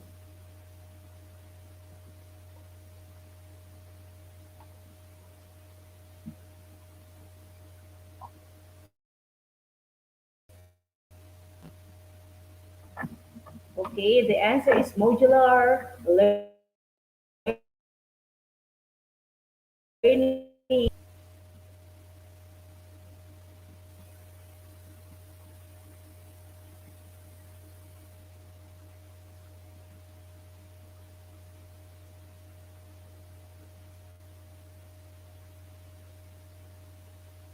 Okay, top one is still Surferuz Akbaru. He hit the correct answer on the 17th seconds. Okay, our sixth question. It encourages and rewards students or pupils for their hard work, effort, and achievement. Is it giving rewards or submitting output?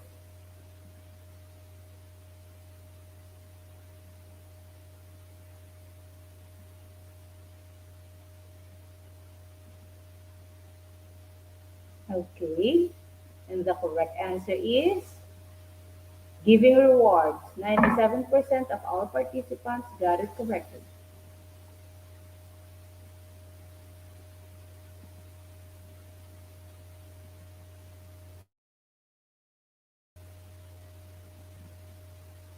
Okay, still Sir Farouz Akolov is on the top one. He hit the correct answer at the 20th seconds.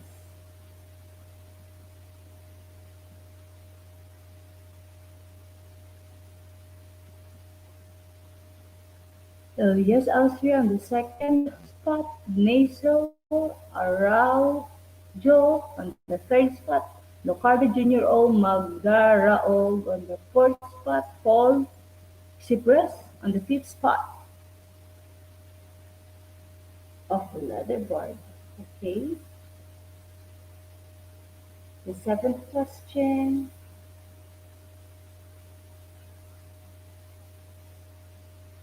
Seventh question. It is a learning strategy that involves using games and rewards to teach students with plenty of both advocates and critics. Gamification or experiential learning.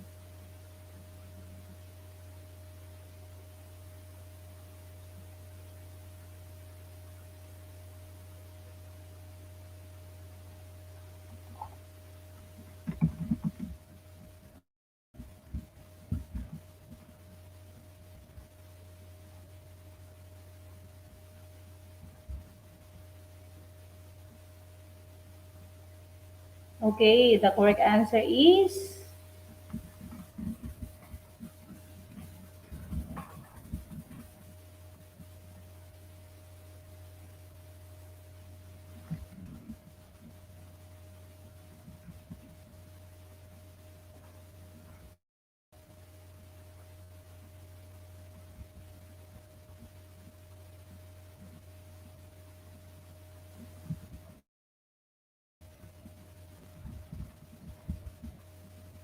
gamification, and 89% of the participants got it correctly.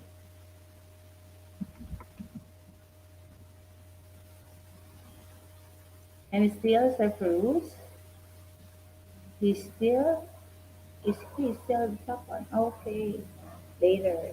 Okay, our eighth question. It allows students to develop knowledge and skills in a setting outside of the classroom. Is it gamification as experiential learning?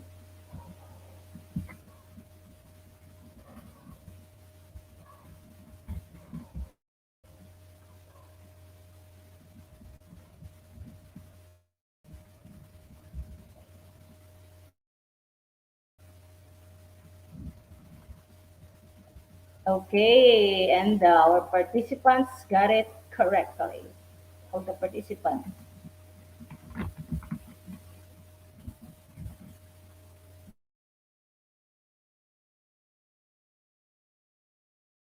Still, okay, Cruz is at the top one. Okay, our ninth question, which is an approaching the arts and mathematics as access point for guiding students' inquiry and critical thinking. Is it self-care or STEAM education?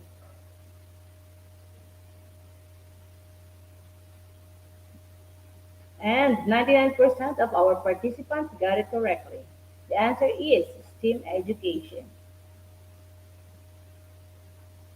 Okay, our last question. What is the behavior of taking care of your health, which include hygiene, nutrition, leisure, activities, and seeking professional healthcare services? Is it self-care or health service?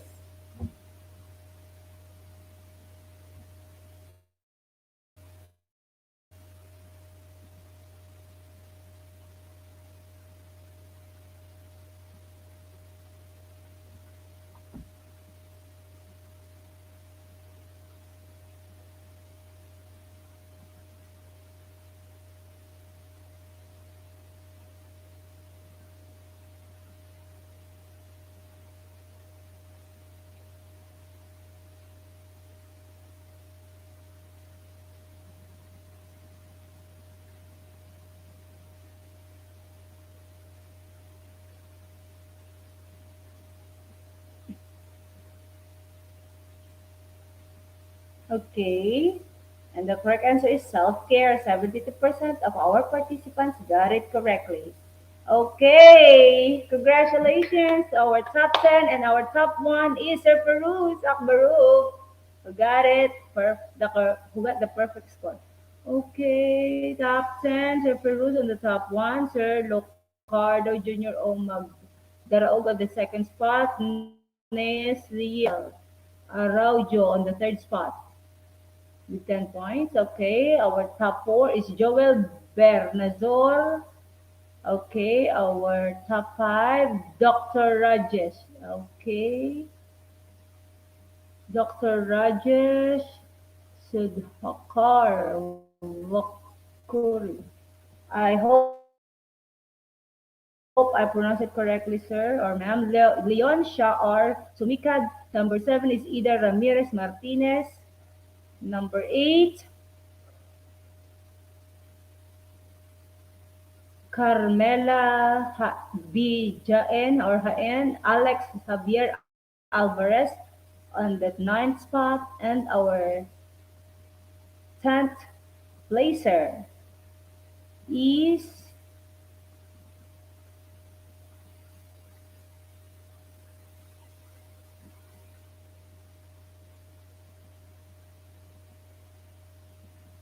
Vilma Boladas. Okay, again, congratulations to our competition winners top 10. Your e-certificate will be uploaded later, okay, on our Facebook page. Again, dear participants, yeah, after this quiz competition, the question and answer portion will be the next. Okay, you may type your question and yes, sir.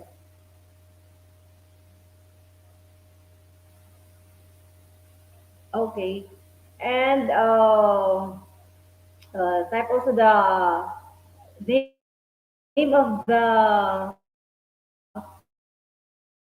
speaker. Who would you want? Can we call on the speakers? Our three lovely speakers from Tarlac, Philippines. Okay, we have Madam Dr. Christina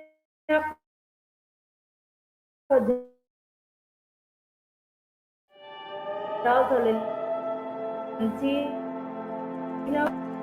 Perez. Okay.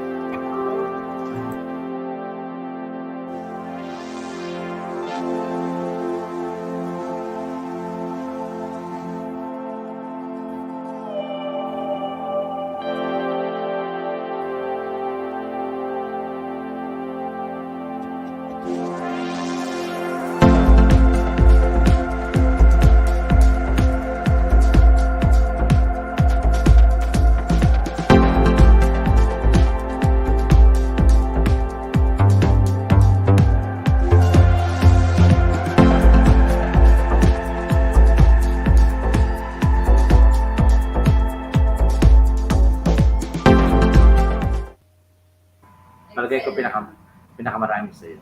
Ma'am, naka-off ka pa. Okay. Hello to our lovely and very energetic speakers from Tarlac, Philippines.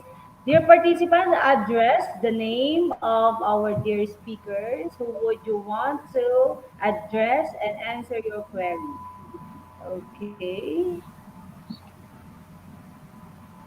Okay, we have first question from Romel Janakuna. Good evening for the first speaker. So that was Madam Di ba? Marianne Cruz. Yes. Madam Marianne Catherine Duaken Perez. Can we make QR codes using Microsoft Excel and embedded medias or links from it? I haven't Madam actually, Marianne. yes. Well, I haven't tried embedding links from an Excel file, but I think there is other strand for it. I searched how to make QR codes using Microsoft Excel as well, and I am not sure if we could link it like an automatic attendance where you could um, you could check instantly if it was recorded or not. But you could there is a way for you to create a QR code using Microsoft Excel.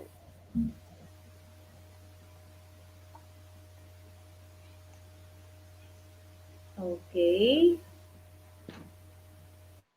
I think Sir Romel is okay with that. Sir, from Sir Firuz Akbarul to all the speakers, what are your tips on enhancing distance learning experience? Okay, can we have Dr. Christina first?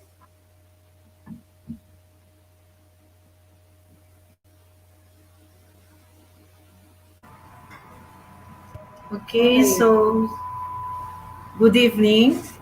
The question is to all speakers, what are your tips on enhancing distance learning experience? So these are the tips that we can provide for you to enhance distance learning. Number one is that you need to be ready at all times. You prepare all the materials needed during the classroom or online classroom discussion. You prepared all the SLMs or the self-learning modules for the printed students that you have ahead of time prior to the distribution. And one more thing is that you also encourage the parents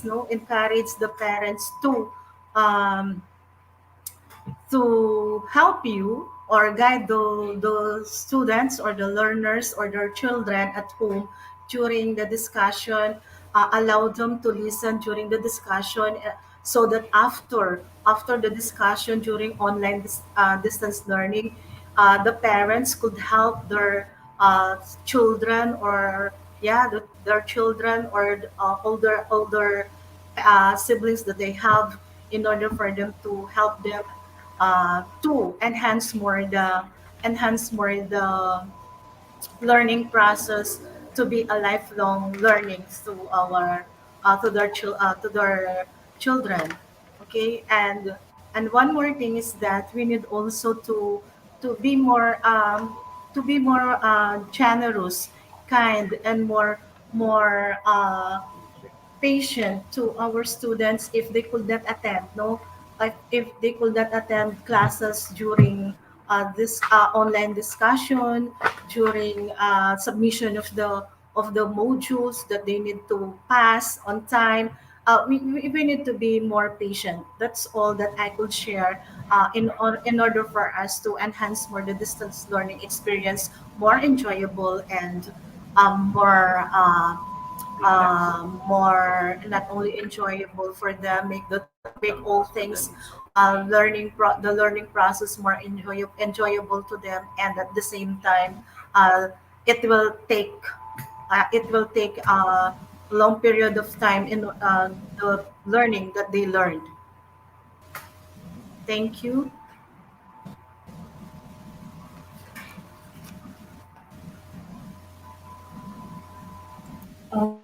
Okay, thank you, thank you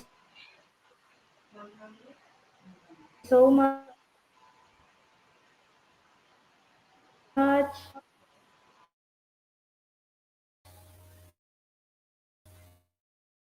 Thank you so much, Madam Dr. Christina. Can we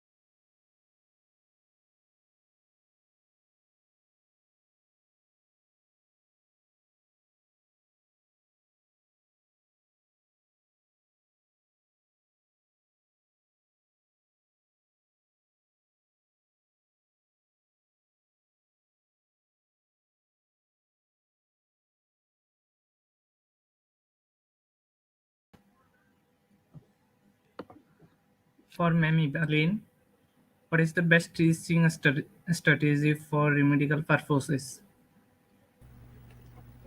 Okay, sir. Actually, there is several strategies for remedial purposes. For those who are pupils at risk, we should give them different reading materials suited to their abilities. And also, uh, we have to see what are the needs of the childrens because as we assess them, childrens are differ individually.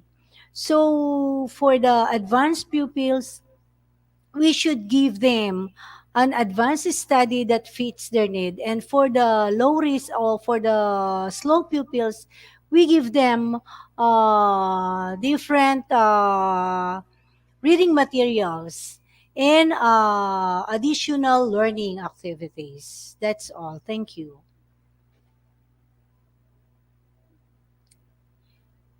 What do you think is the most challenging part in teaching and learning process during this pandemic? For all speakers, what do you think is the most challenging part in the teaching and learning process during the pandemic education, and how can you address it? What do you think is the most challenging part in teaching and learning process?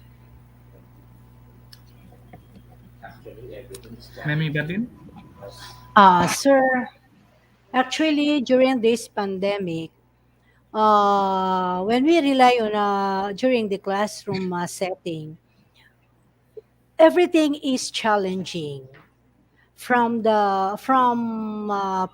the module, from distributing the module, from tapping the pupils, are all challenging part in the teaching learning process during this pandemic, as we know this time that we should lessen our contact to our pupils. That is why we have to be flexible enough on how to address, on how to give the needs of our pupils. Yes, ma'am. And aside to that, sir, because because of the new normal is entirely different from the in from the new normal, so everything is challenging to us, not only for us teachers, no, okay, but as well as to our students, okay. learning. Both of us are all meeting these challenges. However, in order for us to address these as challenges, we need, as a teacher, we need to be, like what I've mentioned a while back, patience is very important. And another one is that we need always to, aside to SLMs, so self-learning modules that we distribute to our learners, we need also to provide them supplementary materials that could help during their you call this one during we need to supply them supplementary materials in order for them to enhance more their skills and their knowledge in the topic, which are in the topic they are studying during that time. And aside to the supplementary materials, we need also to provide them more video lessons in order for us for or in order for them to have this lifelong learnings. It's just because if we provide them video lessons, they keep on watching this video lessons until such time they learn the lessons and retain the learning in their mind. And not only that, if it is a demonstration or developing the skills of our students, lessons are also important in a way that they can also develop their skills by watching the recorded video lessons. So those are the things that could help in order to address these challenges in the education system that we have. So that's all. Okay, thank you so much, Dr. Christina. Can you have your sharing, Madam Marian?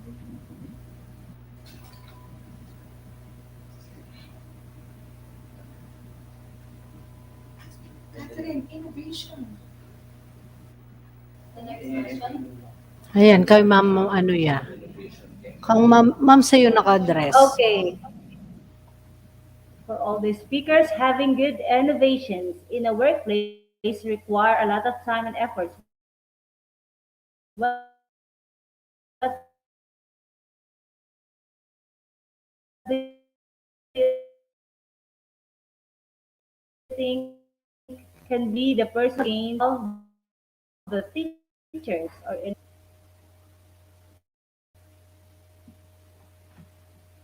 okay, can we yes ma'am, Mary. Ayan, kay ma'am, ano yan? Kang ma'am sa'yo naka-address. Okay.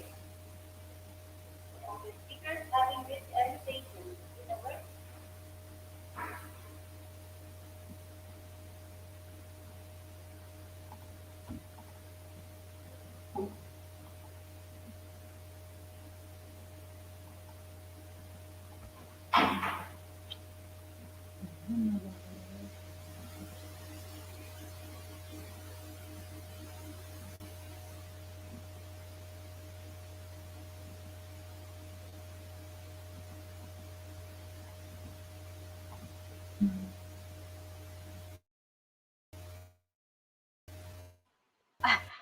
Sorry. So when we talk about Thank you. personal gain, of course, we could use this innovation for promotion. That's what we are actually aspiring for, to be promoted. So how are you going to use this in your promotion? You just make sure that you have your complete documentation of your innovation, and it should be approved and signed by the superiors. So another thing aside from promotion, of course, is your personal satisfaction for providing ease to the teaching and learning process. That's all. Thank you. Okay, thank you, Madam Mary Ann.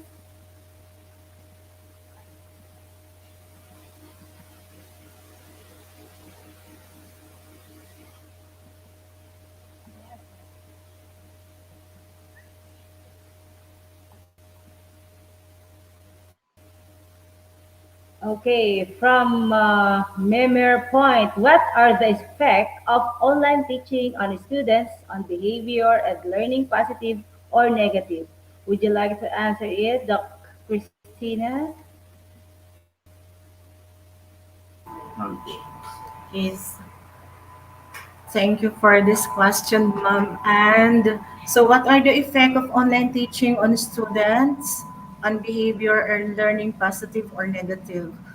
Okay, the effect of teaching, the effect of online teaching on students, it could affect negatively and positively. So the positive effect of this online teaching is that if all the students have the gadgets, okay, they could attend the online discussion. If the students, while if students do not have the gadgets, they could not attend the online discussion. Of course, they will be left behind. So what we could do is that we need to print the module or the self-learning module and supplementary materials so that they could learn the lesson well. So there is a positive and negative effect on online teaching. Um, and one more thing is that what is positive effect of it is that through online teaching you can easily you can easily like what I discussed this a while back. I mentioned that through online discussion you can easily send your quizzes, your assessment uh, through Google form or Google Drive. So once you send it and accomplish the Google Drive attentively and correctly, you can easily get the result. So you can also give rewards to those students who are present during the online discussion. You can easily determine what their score is, that will and give them uh, thumbs up or an high five if they get correct, if they get the correct answer. That will that will be the effect of the positive learning to the students during the online. While another negative effect on the behavior on the online learning is that sometimes if it is digital modular learning, oftentimes students could not pass the requirements or the requirements or the activities that you need to get.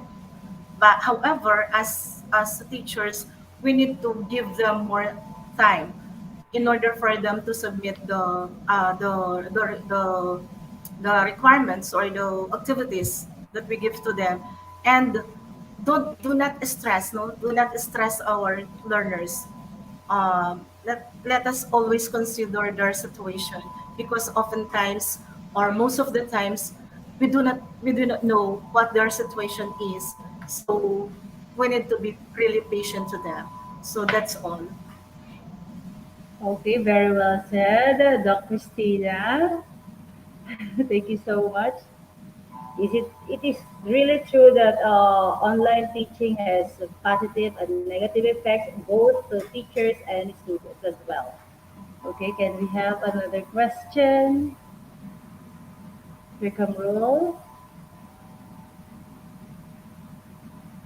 Okay, from April Conception Lim. How are you preparing if classrooms will be filled with students again? Will it be the same as before? April. Madam Evelyn, can we have your answer, Madam Evelyn? Can you have your sharing? Lahat. Okay, how are you preparing if classroom be filled with students again? It will be the same as before. I think, mom, it's not. During the preparation or of the face to face, the what do you call this? The ano ba tawag doon? According to the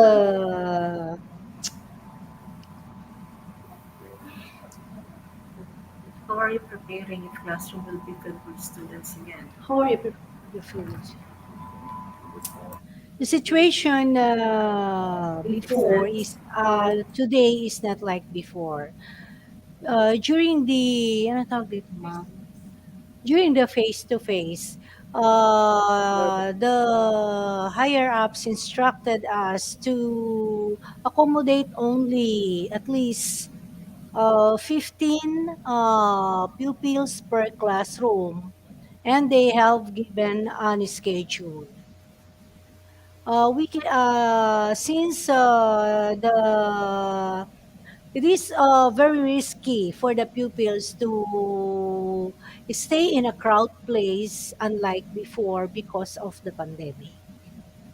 I think we cannot make such a classroom filled with students again, and it will Okay, not be thank the you. same as Oh, before. yeah, precisely, Madam Evelyn. Okay. From Jenny Sabarillo Alfaro, for the third speaker, that would be Madam Mary Ann, is the QR code be corrupted just like any other Mhm. digital tool? Thank you for that question. Well, actually, the QR code is how will it be corrupted? So once you generated the QR code online, it's there. If ever some distortions would happen, you could just reprint the QR code. So corruption that would not be possible. But as long as you have the copy of the QR code that you have, you just reprint it and you are ready to scan the QR code again and use it. So there's no way for the QR code to be corrupted, I believe. Okay, I think Ma'am Jenny Sabarillo Alfaro was contented with your answer, Madam Mary Ann. Okay,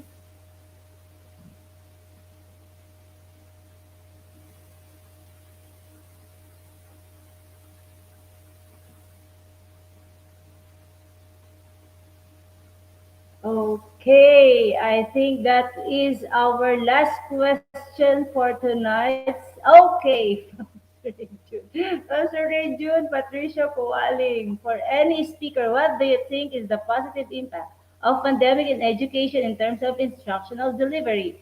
So would you like to answer again, Doc Christina?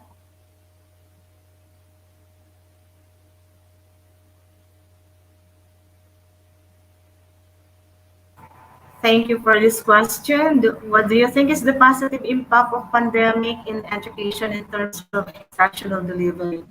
Okay, so the positive impact of the pandemic in the education system in terms of instructional delivery is this one. All teachers were able to manipulate the computer and were able to use different platforms in order to deliver the classroom discussion. So those are some of the positive, no, the positive impact of pandemic in our education. So not only to the teachers, as well as to the learners also.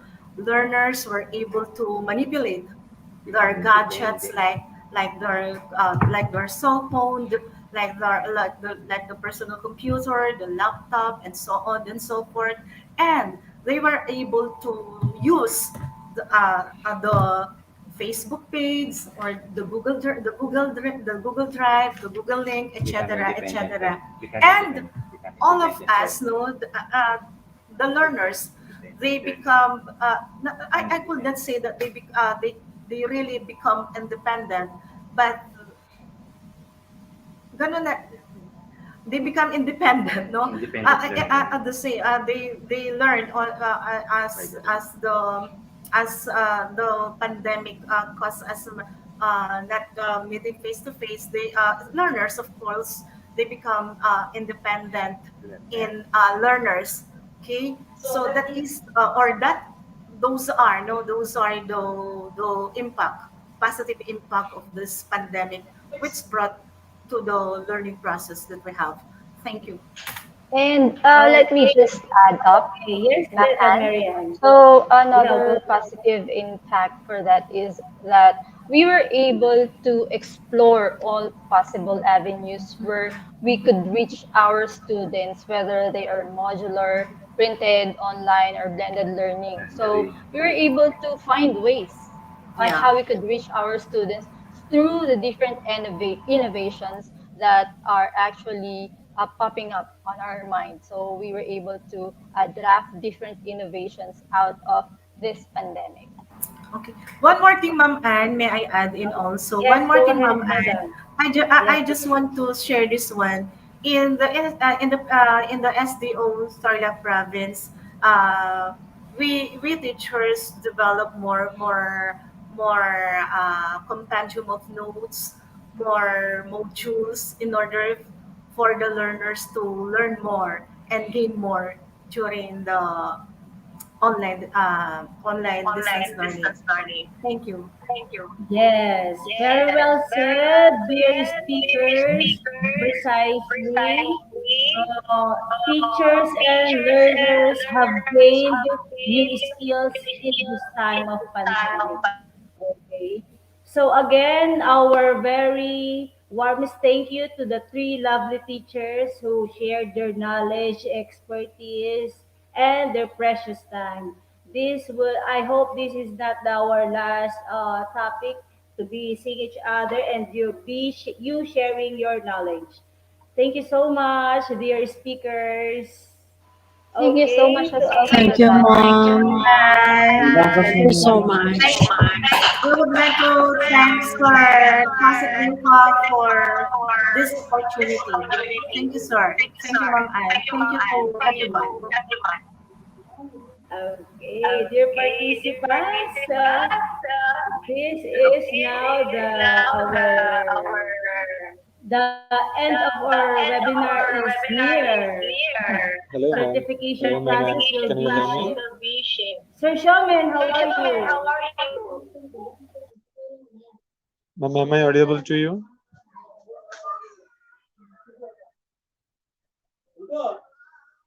Sir. Yes, sir. Hello, ma'am. Am I audible to you? Yes, sir. Loud and clear, sir. Oh, after a long time. Thank you so much, dear learners. I'm back again with an announcement, which is a certification process actually. We saw that lots of times, almost 35 days, you are facing problem with claim your certification from our website. We are extremely sorry for that, but what to do? Actually, we have to manage with the present situation, and we have to take care of this. And right now, we are almost in to find a solution, and hopefully, in between next few days, we can open all the links again, and we'll be back again with our full pressure. But you have to wait for a few days more for our to claim your certificate smoothly. And again, I'm just going to share the last things and previous things again. You don't need to think about your certificate. Please note that you don't need to think about your certificate, because when our website will be working again smoothly, we will open all the certificates for you all. We will open all the certificates for you all, so you don't need to think about your certificate.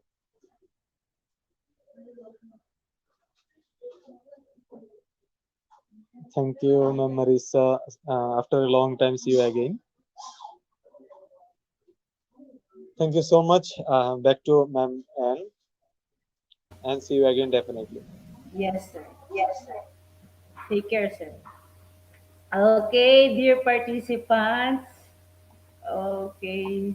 Uh, after the long wait, okay, the good news uh, was uh, was announced. Okay, everyone was having a problem of visiting the website. I myself, got worried about that. Besides being sick for how many days after the COVID vaccine, being vaccinated. Okay. Okay, we have this announcement, dear learners. We saw that at this moment you feel difficulties with using the website. We don't all the things and working on it, which is not our problem, but it's still our technical team working on it. Thanks for your patience. For the certificate, please collect the certification link. And okay, we have upcoming webinars tomorrow, December 5. The topic is Unlearn, and we have a speaker from India. Okay, that is morning session. Tomorrow is Sunday. We have the morning session, and the topic is Unlearn. Our speaker is from India. I think we also have a night session. Okay, I think this is. Thank you. We would like to say thank you from Team IGP. Thank you for being with us.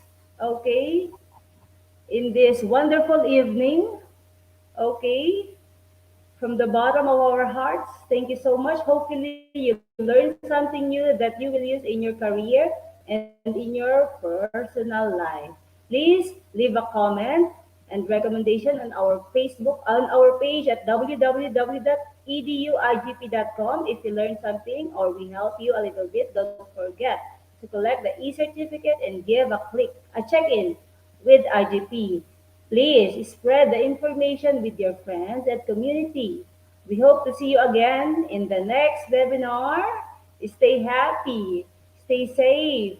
To God be all the glory. Good night, everyone.